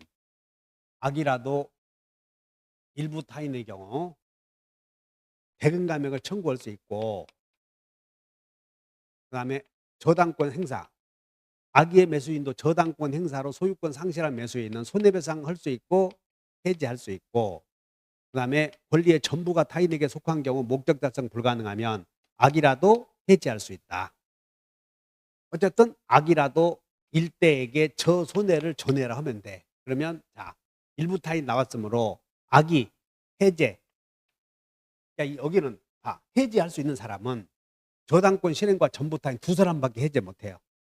그리고 일부 타인의 경우에는 악이라도 대금 감액은 있지. 그래서 2번 악이라도 대금 감액이 있다. 정답. 그 다음에 악의의 매수인요. 손해배상 봐요. 악의의 매수인에게도 손해배상 인정되는 거 한 사람밖에 없어요. 저당권 행사. 그러니까 여기는 악의의 매수인은 손해배상이 있다. 틀렸고 그 다음에 이제 일부 타인의 경우 선의의 경우에는 계약 해지할 수 있죠. 그래서 계약 한 날로부터 선의는 한 날로부터 악의는 안 날로부터 그래서 행사해야 된다. 선의 매수인은 계약 한 날이 아니고 안 날로부터 선의는 안 날, 악의는 한 날. 그래서 선의는 안 날. 5번 매매계약을 이행할 수 없게 된 것이 매도인에게 귀책사유가 아니라면 매수인은 매도인에게 담보책임을 청구하지 못한다. 지금 우리 담보책임 물을 수 있는 거지. 이게 담보책임 내용 아니야. 목적 달성할 수 없으면 계약을 해지하고 손해배상을 청구한다. 그래 여기는 목적 달성할 수 없다 전제했다고. 그럼 악의 일부 타인의 경우는 악이라도 해제 못하지. 선의야 해제하고 손해배상도 선의. 그러면 손해배상은 선의는 사실 안 날. 이렇게 해서 해결하시면 되겠네요. 그래서 담보책임에 목적 달성 가능하냐 불가능하냐에 대해서 일단 목적 달성 가능하면 대금감액 손해배상, 목적 달성 불가능하면 해제 손해배상. 그런데 지금 묻는 질문은 일부가 타인에게 속한 게 여기를 물었다. 일부. 그러니까 일부가 타인에게 속한 경우에는 목적 달성 가능하면 악이라도 대금감액, 손해배상을 청구하려고 하던 선의, 목적 달성 불가능하면 해제하고 손해배상 청구해야 되는데 악의는 안 된단 말이야. 그래서 여기는 선의. 제척기간 1년. 1년은 선의는 안 날, 선의는 안 날, 악의는 한 날. 그래서 안 날로부터 행사해야죠. 자, 여기 나름대로 공부하셨을 거예요. 71번 갑은 자기 소유 토지를 3억 원의 을에게 매매하고 동시에 환매할 권리를 보유하기로 약정하고 을이 X 토지에 대한 소유권 이전 등기를 마쳤다. 옳은 거. 자, 먼저 소유자 갑이 을과 매매계약을 체결했는데 그냥 단순한 매매가 아니라 환매특약부 매매를 해요. 그러면 갑이 을에게 소유권 넘겨주면서 환매특약부 매매를 함과 동시에 여기다가 환매특약을 등기한다. 그러면 특약은 여러분 아시다시피 소유권 이유의 권리 목적이거나 특약의 경우, 약정의 경우에는 부기등기를 한다. 그러면 부기등기를 켜놓은 것이야. 그리고 환매권자 이렇게 되어 있지. 그러면 이제 이 환매특약에 대한 부기등기가 되어 있다고 해서 현재 소유자인 을이 제3자에게 처분 못하는 것은 아니다 그 말이야. 그래서 이 을이 병에게 매매계약을 체결했고 이 병과 병으로부터 토지를 산 정이 을에게 등기해 주시오 이렇게 요구하면 매도인이 판매 의무자가 저기에게 야, 요 판매 부기 등기 되어 있는 거 눈에 안 보이냐? 부동산에 있는 만 5년 내에 부동산은 판매권자가 5년 내에 사갈 테니까 네가 지금 여기 나하고 매매했지만 나는 5년 지나서 매도인이 환매권 행사할지 여부를 알아보고 그때 너에게 소유권 넘겨줄까를 결정하는 것이야 이 사람아. 그러면 안 된다는 거야. 그래서 판매 특약 부기 등기 되어 있다고 해서 처분 금지 효력이 있는 것이 아니므로 여기는 환매 의무자가 병과 매매했을 때는 소유권 넘겨줘야 한다 그 말이야. 그럼 소유권 넘겨주면 이제 소유권이 넘어간 거야. 그럼 소유권 이렇게 넘어가면 환매권자 갑은 여기 환매권자 갑은 누구에게 환매권을 행사해야 되느냐면 부기 등기는 대항력이 있죠. 그래서 환매 의무자에게 행사하는 게 아니고 현재 소유자에게 환매권을 행사해서 4번 이 소유권 그대로 유지되는 거야. 소유권 이전. 그리고 4번 환매권자 갑이 이렇게 온다는 것이야 지금. 그러면 이제 이와 같이 환매권 행사해서 환매권자가 다시 소유권 찾아갔구나. 등기부에 기재되죠. 그러면 등기관은 옳지. 환매권자가 돈이 생겨서 환매권 행사했구나는 사실을 알 수 있잖아요. 그럼 환매특약은 직권으로 부기 등기하면 일이 맞춰진다 그 말이에요. 이것이 환매다. 그러면 이제 환매 등기할 때는 목적이 두 개 아니에요. 그래서 신청서에다가 하나는 환매특약부 매매 그리고 환매특약해서 두 개를 신청서 두 개를 동시에 제출해야 돼. 동시에. 그래서 여기에 접수 연원리는 환매 이전 등기와 환매 특약부로 매수한 이 접수번호와 환매 특약의 접수번호는 같고, 그 다음에 동시에 신청하다 보니까 동시 신청하는 사람은 등기빌 정보가 여기 이렇게 등기해 줄 때 등기빌 정보를 제공해야 되죠. 의무인데. 그런데 동시 신청의 경우에는 이미 이 환매 의무자가 등기빌 정보를 아직 제공받지 못했죠. 그러므로 등기빌 정보를 제공하지 않는다. 동시 신청의 경우에는 등기빌 정보 제공하지 않는다. 자, 이 정도 하면 문제가 풀릴 거예요. 갑은 자기 소유의 토지를 을에게 팔면서 판매 특약을 하고, 자, 갑은 1번 소유권 보존, 2번 소유권 이전, 판매 특약 을에게 넘겼다.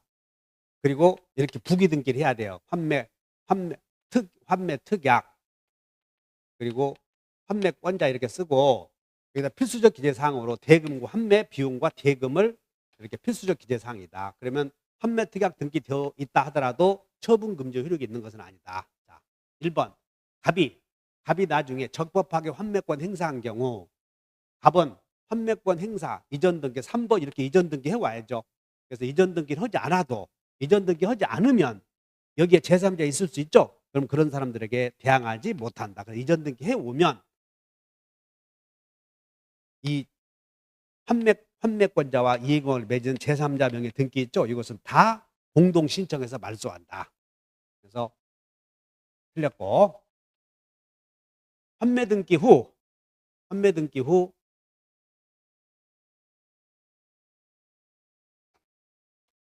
1번 갑에게서 2번 환매 소유권 이전 등기 원인은 환매 특약부 매매 소유자를 넘어갔대. 니은번 환매 등기 후 환매 등기 후 병이 을로부터 매수하였다면, 병이 을로부터 매매 계약을 체결했다면 환매 의무자는 환매 특약 등기가 되어 있음을 이유로 병에게 등기 못 해주겠다 거절할 수는 없다. 환매 등기가 되어 있다고 해서 환매 특약에 부기 등기 되어 있다고 해서 처분 금지 효력이 있는 것은 아니다. 디귿번 갑의 환매 등기 후 정의 X 토지에 대하여 채권을 담보하기 위해서 저당권 여기다가 환매 등기 후에 여기다가 정의 저당권을 취득했대요. 저당권 취득. 그 후에 갑이 판매권을 적법한 갑이 나중에 3번 소유권 이전 갑 행사하게 되면 이 등기의 운명은 어찌 될 것인가? 을구의 소유권 이외의 권리는 당연히 무효가 돼버리고, 그럼 무효가 되면 말소해야 될 거 아니야? 그럼 말소 등기의 일반 원칙에 따라 단독 신청이 아니고 공동 신청해서 말소한다. 여기서 디귿번도 맞는 내용이다.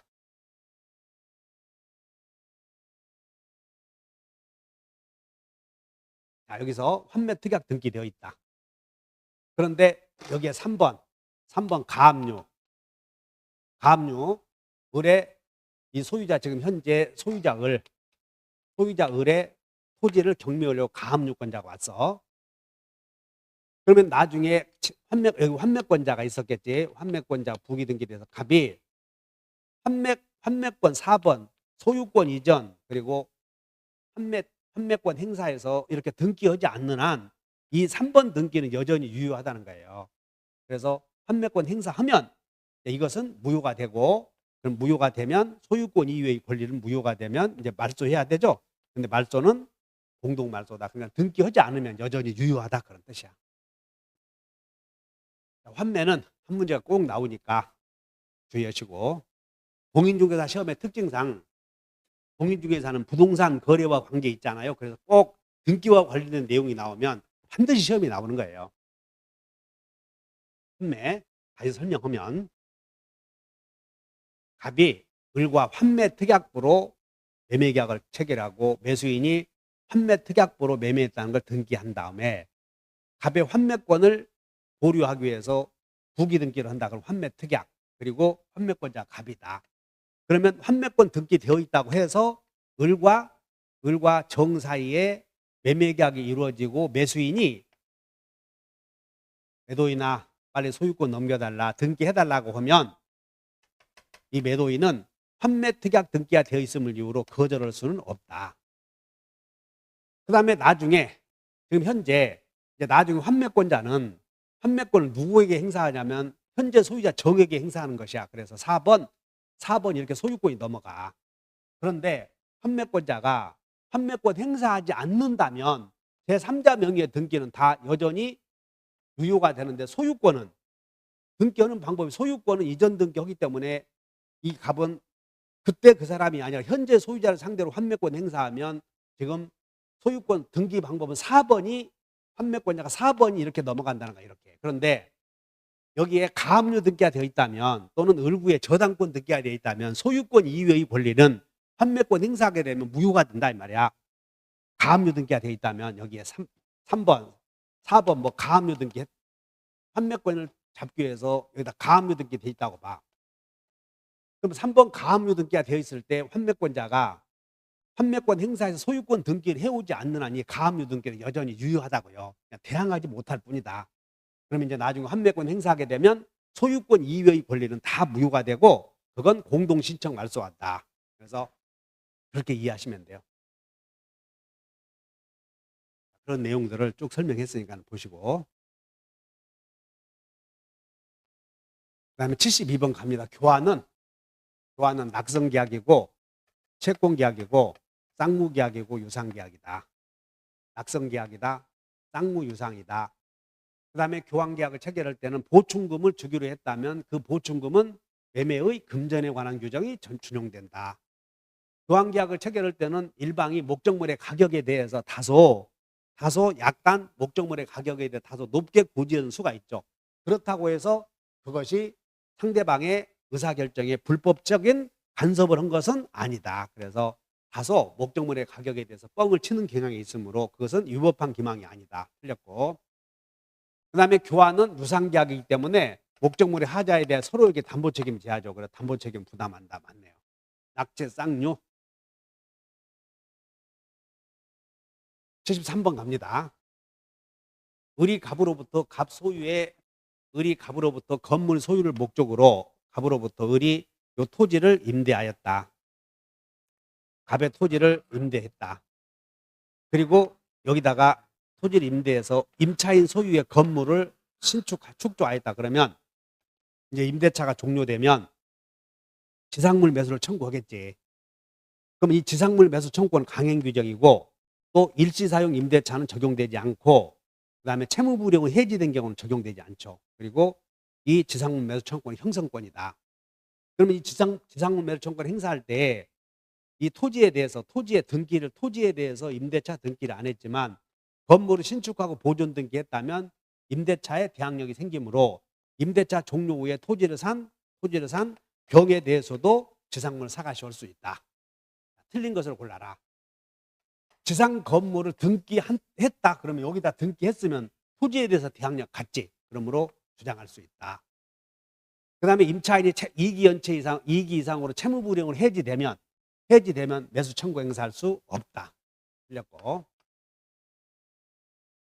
임차인의 차임 연체액이 2기에게 달하는 경우, 특약이 없는 한 2기에게 달하는 경우에는 일반 이론회에서 해지할 수 있죠. 맞고. 3번. 10년의 임대차 기간이 경과한 때 을의 지상물이 현존하더라도 을은 계약의 갱신을 청구할 수 있다. 이 말은 이 기간이 만료되었다 그 말이에요. 10년의 기간이 만료된 후에 기간이 만료되고 나서 지상물이 현존하는 경우에는 지상물 매수를 청구할 수 있다. 그리고 계약의 갱신을 청구했더니 기간이 만료되면 10년의 기간이 만료되면 임차인은 더 쓰고 싶으면 갱신을 청구하면 되고, 그리고 토지를 더 쓰고 싶지 않으면 원상 회복해야 돼. 그러면 지상물을 수거해 가야죠. 그럼 갱신 청구했더니 설정자가 갱신을 거절하죠. 그러면 지상물 사가시오 이런 효력이 생기는 거죠. 그래서 맞고. 그다음에 5번. 을 소유 건물이 임차인이 신축한 건물이 임차지와 갑의 임차지와 제3자 소유의 토지에 걸쳐서 건립되어 있는 경우 임차인이 임대인에게 사가시오 할 수 있는 대상은 사가시오 하려고는 독립되어 있어야 되므로 이것이 구분 건물의 경우에는 구분 등기되어 있어야만 사갈 수 있다. 그런 얘기야. 그래서 을은 건립되어 있다. 전부다 그러면 틀리고 임차지에 걸쳐 있는 건물이 구분 등기되어 있어야만 된다. 그래서 전부는 없다. 맞는 내용. 74번 갑니다. 갑은 자기 소유 X 창고 건물 전부를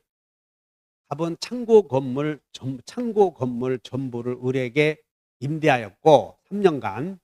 그다음에 월차임은 임대차 월차임은 3년간 사용수익하게 해주겠다. 그리고 월차임은 60만 원.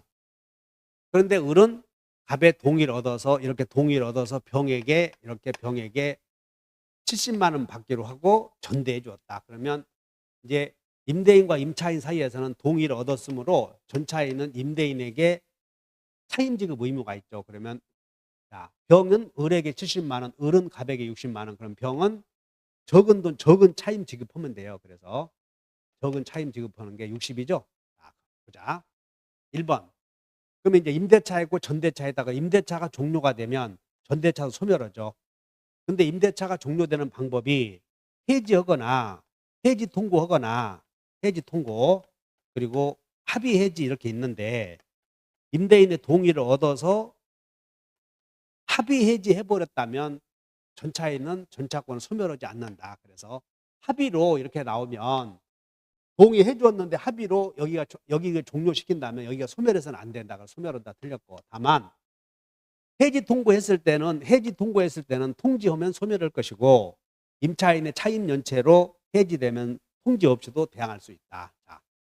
갑에 대한 차임 연체액이 120만 원에 달해서 갑이 을과의 계약을 해지했을 때는 그 사실을 통지해야 통지 없이도 통지하지 않아도 대항할 수 있다. 맞고. 해지 통고했을 때는 통지해야 된다. 임대차가 만료되고 전대차가 만료되던 전차인은 계약 좀 갱신해 주시오 할 수 있는 재임대 청구권이 있는데 재임대 청구권은 대상이 여러분들 그 갱신 청구 있었죠? 그래서 토지 임대차에게만 적용되고 지금 여기는 건물 임대차죠. 그래서 건물 전차인은 재임대 청구권 인정되지 않는다. 그래서 정답이 틀린 것을 골라라. 2기 연체. 여기는 이렇게 주기로 했고 이렇게 주기 60만 원, 120 2기에게 달하도록. 그럼 해지한다. 그 다음에 해지했을 때는 통지 없어도 대항할 수 있다. 합의로 해지했을 때는 전차권을 소멸하지 않는다. 기간에 정함이 없는 사유로 해지 통고했으면 6개월이 경과되면 종료되죠. 그런데 그 사실을 전차인에게 통지해야 대항할 수 있다. 그래서 해결했고 75번. 틀린 것을 골라라. 주택임대차. 임차인이 인도와 인주 마칠 때는 인주 마치면 다음 날 0시부터 대항력이 생긴다. 자, 주민등록을 마치고 거주하던 자, 그러니까 소유자가 이렇게 을에게 임대함과 동시 매매함과 동시에 임대했을 때 소유자의 대항력은 을의 이름으로 이전 등기 마친 다음 날, 그냥 외워버려야 돼요. 을의 이름으로 이전 등기 마친 다음 날부터 대항력 생긴다. 그래서 맞네. 매수인 명의로 이전 등기 마친 다음 날. 임차인이 임차권만으로는 불안하므로 별도로 전세권 설정 등기를 마쳤대요. 근데 전세권 설정 등기를 마친 후에 임대차 보호법상의 대항 요건을 상실했다면 당연히 대항력은 상실하죠. 그러나 전세권은 여전히 효력을 갖고 있다. 임차인이 전대했다는 거야. 전대. 타인의 점유를 매개로 간접 점유한다. 임차인이 임대인의 동의로 전대하면 대항 요건인 점유가 인정될 수 있는데, 갑이 을에게 임대해 주었고 임차인이 임대인의 동의로도 전대해서 전차인이 인주 마치면 임차인이 대항력 갖는다. 이제 5번 봐야 되는데, 여기 봐요. 저당권이 설정된 주택을, 그러니까는 저당권이 설정된 주택, 이 의미는 저당권이 설정된 주택을 임차하여 대항력과 인주 마쳤다면 임차인은 저당권보다 후순위 아니야. 저당권이 설정된 주택. 그러니까 그 후에 여기에 누가 경매하든 임차인은 선순위가 저당권이므로 임차인은 대항력 없는 임차인. 따라서 누가 경매하든 이건 경락의 결과 소멸하고 임차인은 경락에 대해 대항할 수 있다. 그러면 틀렸지. 잘 보셔야 돼요. 저당권이 설정된 주택 이런 말이 나오면 그 주택에 저당권이 먼저 있었지. 그러므로 임차하여 대항 요건을 갖추었어도 저당권이 있었기 때문에 임차인은 대항력 없는 임차인. 76번 갑니다. 주택임차인의 계약갱신 요구권. 계약갱신 요구권은 1회 한해서 행사기간은 6월에서 2개월 전에. 그 다음에 계약갱신 요구했을 때 임대인이 임차인의 계약갱신 요구를 거절할 수 있는 경우가 몇 가지 있었죠? 이기연체, 그 다음에 부정한 방법으로 임대한 경우, 상당한 보상을 제공한 경우, 임대인의 동의 없이 전대한 경우, 목적물이 멸실되어서 목적 달성할 수 없는 경우, 목적 달성하지 못한다. 그 다음에 현저한 사유가 있는 경우, 전부 또는 대부분의 점유회복이 필요한 경우, 임차인이 목적물을 중과실로 멸실된 경우, 그 다음에 임차인의 좀비 속이 실거주 목적, 이런 경우에는 거절할 수 있는데, 봤더니 파손이 딱 봐야 돼요. 여기 경과실이냐 중과실이냐. 그래서 중과실로 파손하면 거절할 수 있죠. 근데 경과실로 파손하면 거절할 수 없다. 틀렸고. 계약이 갱신이 되면, 이제 갱신 요구에 의해서 계약이 갱신이 되면 임차인은 언제든지 임대인에게 해지 통지할 수 있다.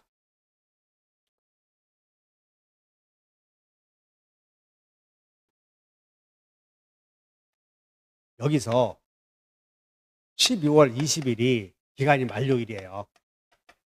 그러면 6월에서 2월 전에 갱신 요구, 여기서 갱신 요구하면 올해 시험이죠. 갱신 요구하면 여기서 갱신 요구한 날 새로운 임대차 계약이 이루어지는 것. 새로운 임대차가.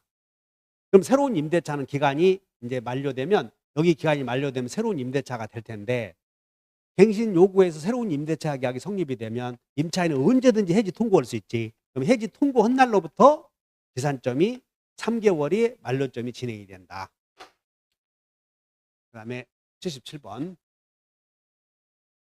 2024년 서울특별시, 그리고 보증금이 8억, 월차임이 300, 그러면 월세에다가 보증금 합쳤더니 환산 보증금이 11억. 그럼 11억은 서울의 경우에는 9억을 초과해버리죠. 9억을 초과했으므로 여기는 11억은 9억을 초과했으므로 상가임대차의 적용을 받지 않는다. 다만 보증금을 초과하는 상가임대차의 경우에도 상가임대차 보호법이 적용되는 몇 개의 규정이 있었죠. 대항력에 관한 규정, 그 다음에 권리금 회수에 관한 규정, 그 다음에 갱신 요구에 관한 3기 연체, 3기 연체,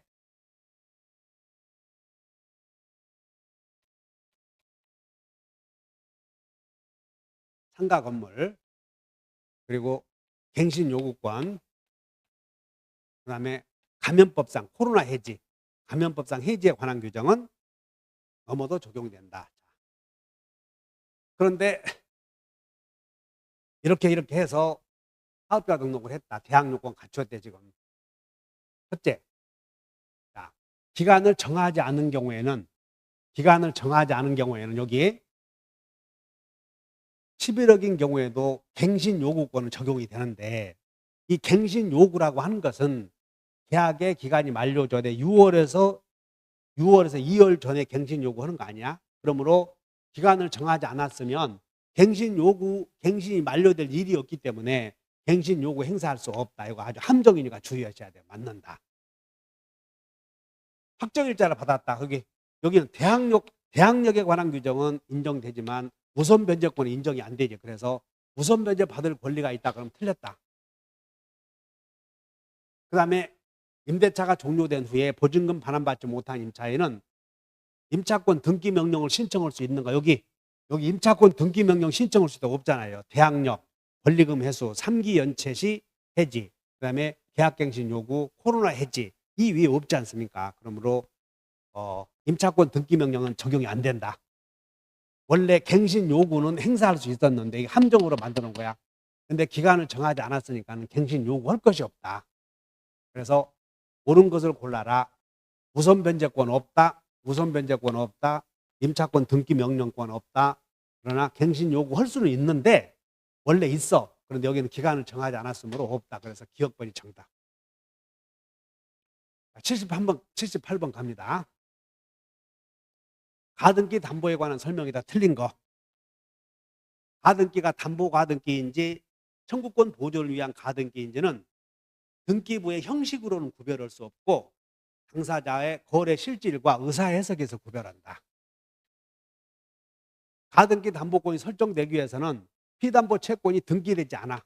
그래서 청구권 보존을 위한 가등기든 담보 가등기든 채권액이 기재되지 않는다. 예약 당시의 가액이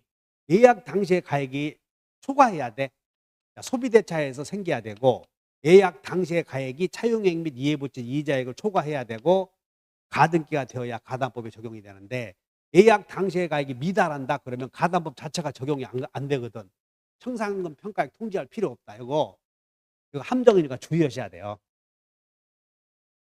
초과해서 가담법이 적용이 되었는데 가담법이 적용이 돼서 가등기 하려거든 실행 통지를 해야죠.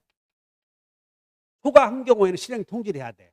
이때 실행 통지 내용 중에 청산금이 없으면 그때는 그 뜻을 통지해야지. 근데 여기는 초과하지 않고 미달이기 때문에 애초에 이게 적용되지 않는다는 거예요. 애초에. 그래서 맞고. 그 다음에 실행 통지할 때 채권자가 주고받을 돈, 채권자가 줄 돈, 받을 돈, 땅값 이런 걸 통지할 거 아니야? 그래서 채권자가 부동산 거래 가격을 평가해서 주고받을 돈을 이제 청산금이라고 하는데, 청산금 액수에 대해서 통지했다. 그러면 그 이후에는 이유를 제기할 수 없다. 맞고. 그 다음에 담보 가등기는 여기 담보야, 담보. 그러니까는 저당권과 같은 효력을 갖고 있죠. 그러므로 경매가 이루어지면 저당권과 같기 때문에 담보 가등기는 경매 결과 당연히 소멸해버리므로 본등기하지 못한다. 맞다. 담보 가등기는 경매가 이루어지면 본등기하지 못한다. 채권자는 이의 제기할 수 없다. 채무자도 후순위 권리자도 이의 제기할 수 없다. 그럼 후순위 권리자는 청산기간 내에 하나여 자기 채권의 변적이 도래 전이라도 경매할 수 있다. 자, 이어서 79번. 갑은 법령상의 제한을 회피하기 위하여 을 소유의 부동산을 매수하고자, 이제 여기까지 자신의 친구 이렇게 나오거든. 친구 병과. 그래서 을 소유의 부동산을 매수하고자 갑이 친구 병을 내세워서 병의 신탁을 했는데, 그에 따라서 병이 그러면 이렇게 돼. 을의 토지를 을이 사고 싶은데 전면에 나서지 않고 병을 내세워서 병아 네가 가서 네 이름으로 매매계약도 하고 네 이름으로 등기도 해라라고 해서 네가 매매하고 등기도 해라. 그래서 이 사람을 신탁자라고 하고 을을 수탁자라고 하는데 이때 이걸 소위 이 갑병 간의 약정을 계약명의신탁이라고 하죠. 그러면 계약명의신탁은 무효이고 등기도 무효이고 매매도 무효. 그래서 삼박자가 무무무 이렇게 돼. 다만 매도인이 선이면 이 명의신탁은 당연히 무효이고 등기도 유효가 될 수 있고 매매계약도 유효가 될 수 있죠. 그래서 매도인이 선이면 무효, 원래 무효, 등기 무효, 그다음에 매매 무효. 그런데 매도인이 선이면 이게 유효로 바뀔 수 있다. 그러면 수탁자와 거래한 제3자는 언제나 권리를 취득한다. 1번 매매계약 체결 당시 그 사실을 을이 선이었대. 을이 선이. 그러면 수탁자 매매는 유효, 등기도 유효. 몰랐다면 그 후에 알았다. 그 후에 알았다. 그래도 여전히 매매는 유효, 등기도 유효가 되고 병이 권리를 취득한다. 맞는 내용. 자, 병이 소유권을 취득한 후에 이제 여기가 계약 명의신탁이었는데 매매계약이 유효되었다는 거야. 병이 소유권 취득한 후에 갑의 지시에 따라서 갑 소유의 부동산 명의를 갑의 지시에 따라서 이렇게 이전하거나 그리고 대금을 반환하기로 하는 약정. 즉 이제 여기 이런 얘기야. 명의신탁 약정을 하면서 이렇게 계약서를 써. 자, 네가 네 이름으로 등기해놓고 등기 후에 그것을 제3자에게 팔아서 매매대금을 돌려주기로 한다. 이 약정을 말하는데 명의신탁 약정이 무효니까 계약의 내용도 무효가 되죠. 그래서 그 약정은 유효하다. 틀려서 지금. 이 약정을 잘 봐야 돼. 약정. 명의신탁 약정을 하면서 일단 네 이름으로 등기했다가 다른 사람에게 팔아서 그 돈을 돌려주기로 한다. 그 약정도 무효. 세 번째, 유효하게 소유권을 취득한 병이 이제 소유권을 취득했는데 병이 이렇게 다른 사정에 의해서 갑에게 등기를 해줬대요. 그러면 소유권을 취득한 병이 다른 사정에 의해서 등기를 마쳤을 때 이 병의 갑의 명의 등기는 실체관계에 부합하면 유효가 돼버리죠. 이렇게. 그래서 적법한 원인에 의해서 이렇게 나왔어요. 병이 소유권 취득했다. 그러면 여기가 선이었다. 그리고 적법한 원인에 등기해주면 이 등기는 실체관계에 부합한다. 그 등기는 유효이다. 그래서 무효이다. 틀렸네요.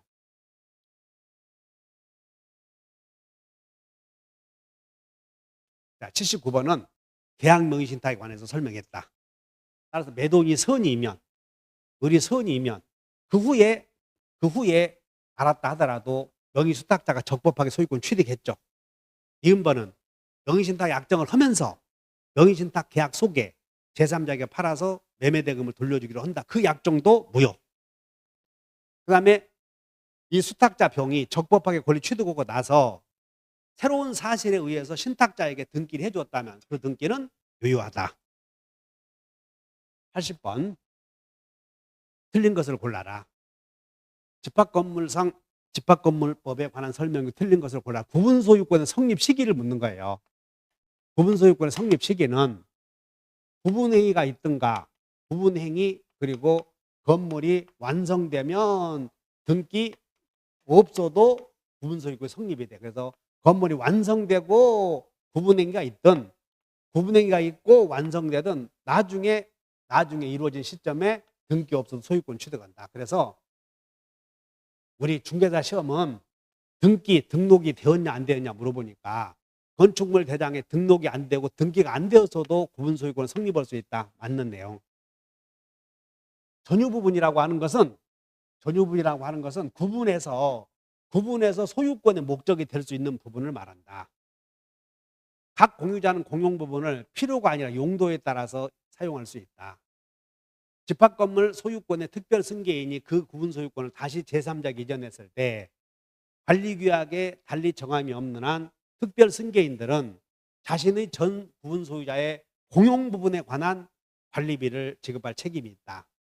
연체료는 물론 아니지. 관리단 집회의 결의나 다른 구분 소유의 동의 없이 여기 집회의 결의나 다른 구분소재 동의 없이 구분소유자 1인이 공용 부분을 독점하는 여기 소수 지분 공유자가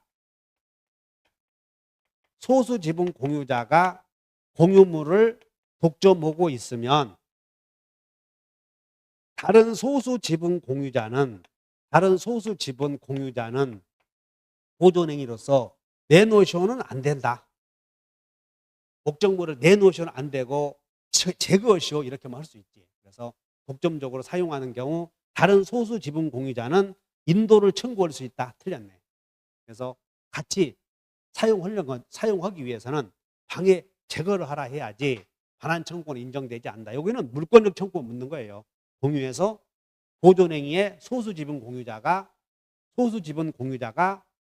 목적물을 전부를 점유하는 경우 다른 소수 지분 공유자는 반환 청구권은 없다. 그 내용이다. 틀린 것은 5번. 이렇게 해서 4월 모의고사 해설해 드렸습니다. 집에서 모의고사를 보는 목적이 개인들마다 목적이 다를 수는 있겠으나 내가 지금까지 공부했던 내용 중에서 얼마나 실력이 향상되었는가 물론 확인해 보는 것도 중요한 것이고, 그리고 모의고사를 봤는데 시험에 대해서 틀린 내용들이 나오면 체크해서 다시 틀리지 않도록 보완하는 역할은 보다 더 중요한 역할일 것이다.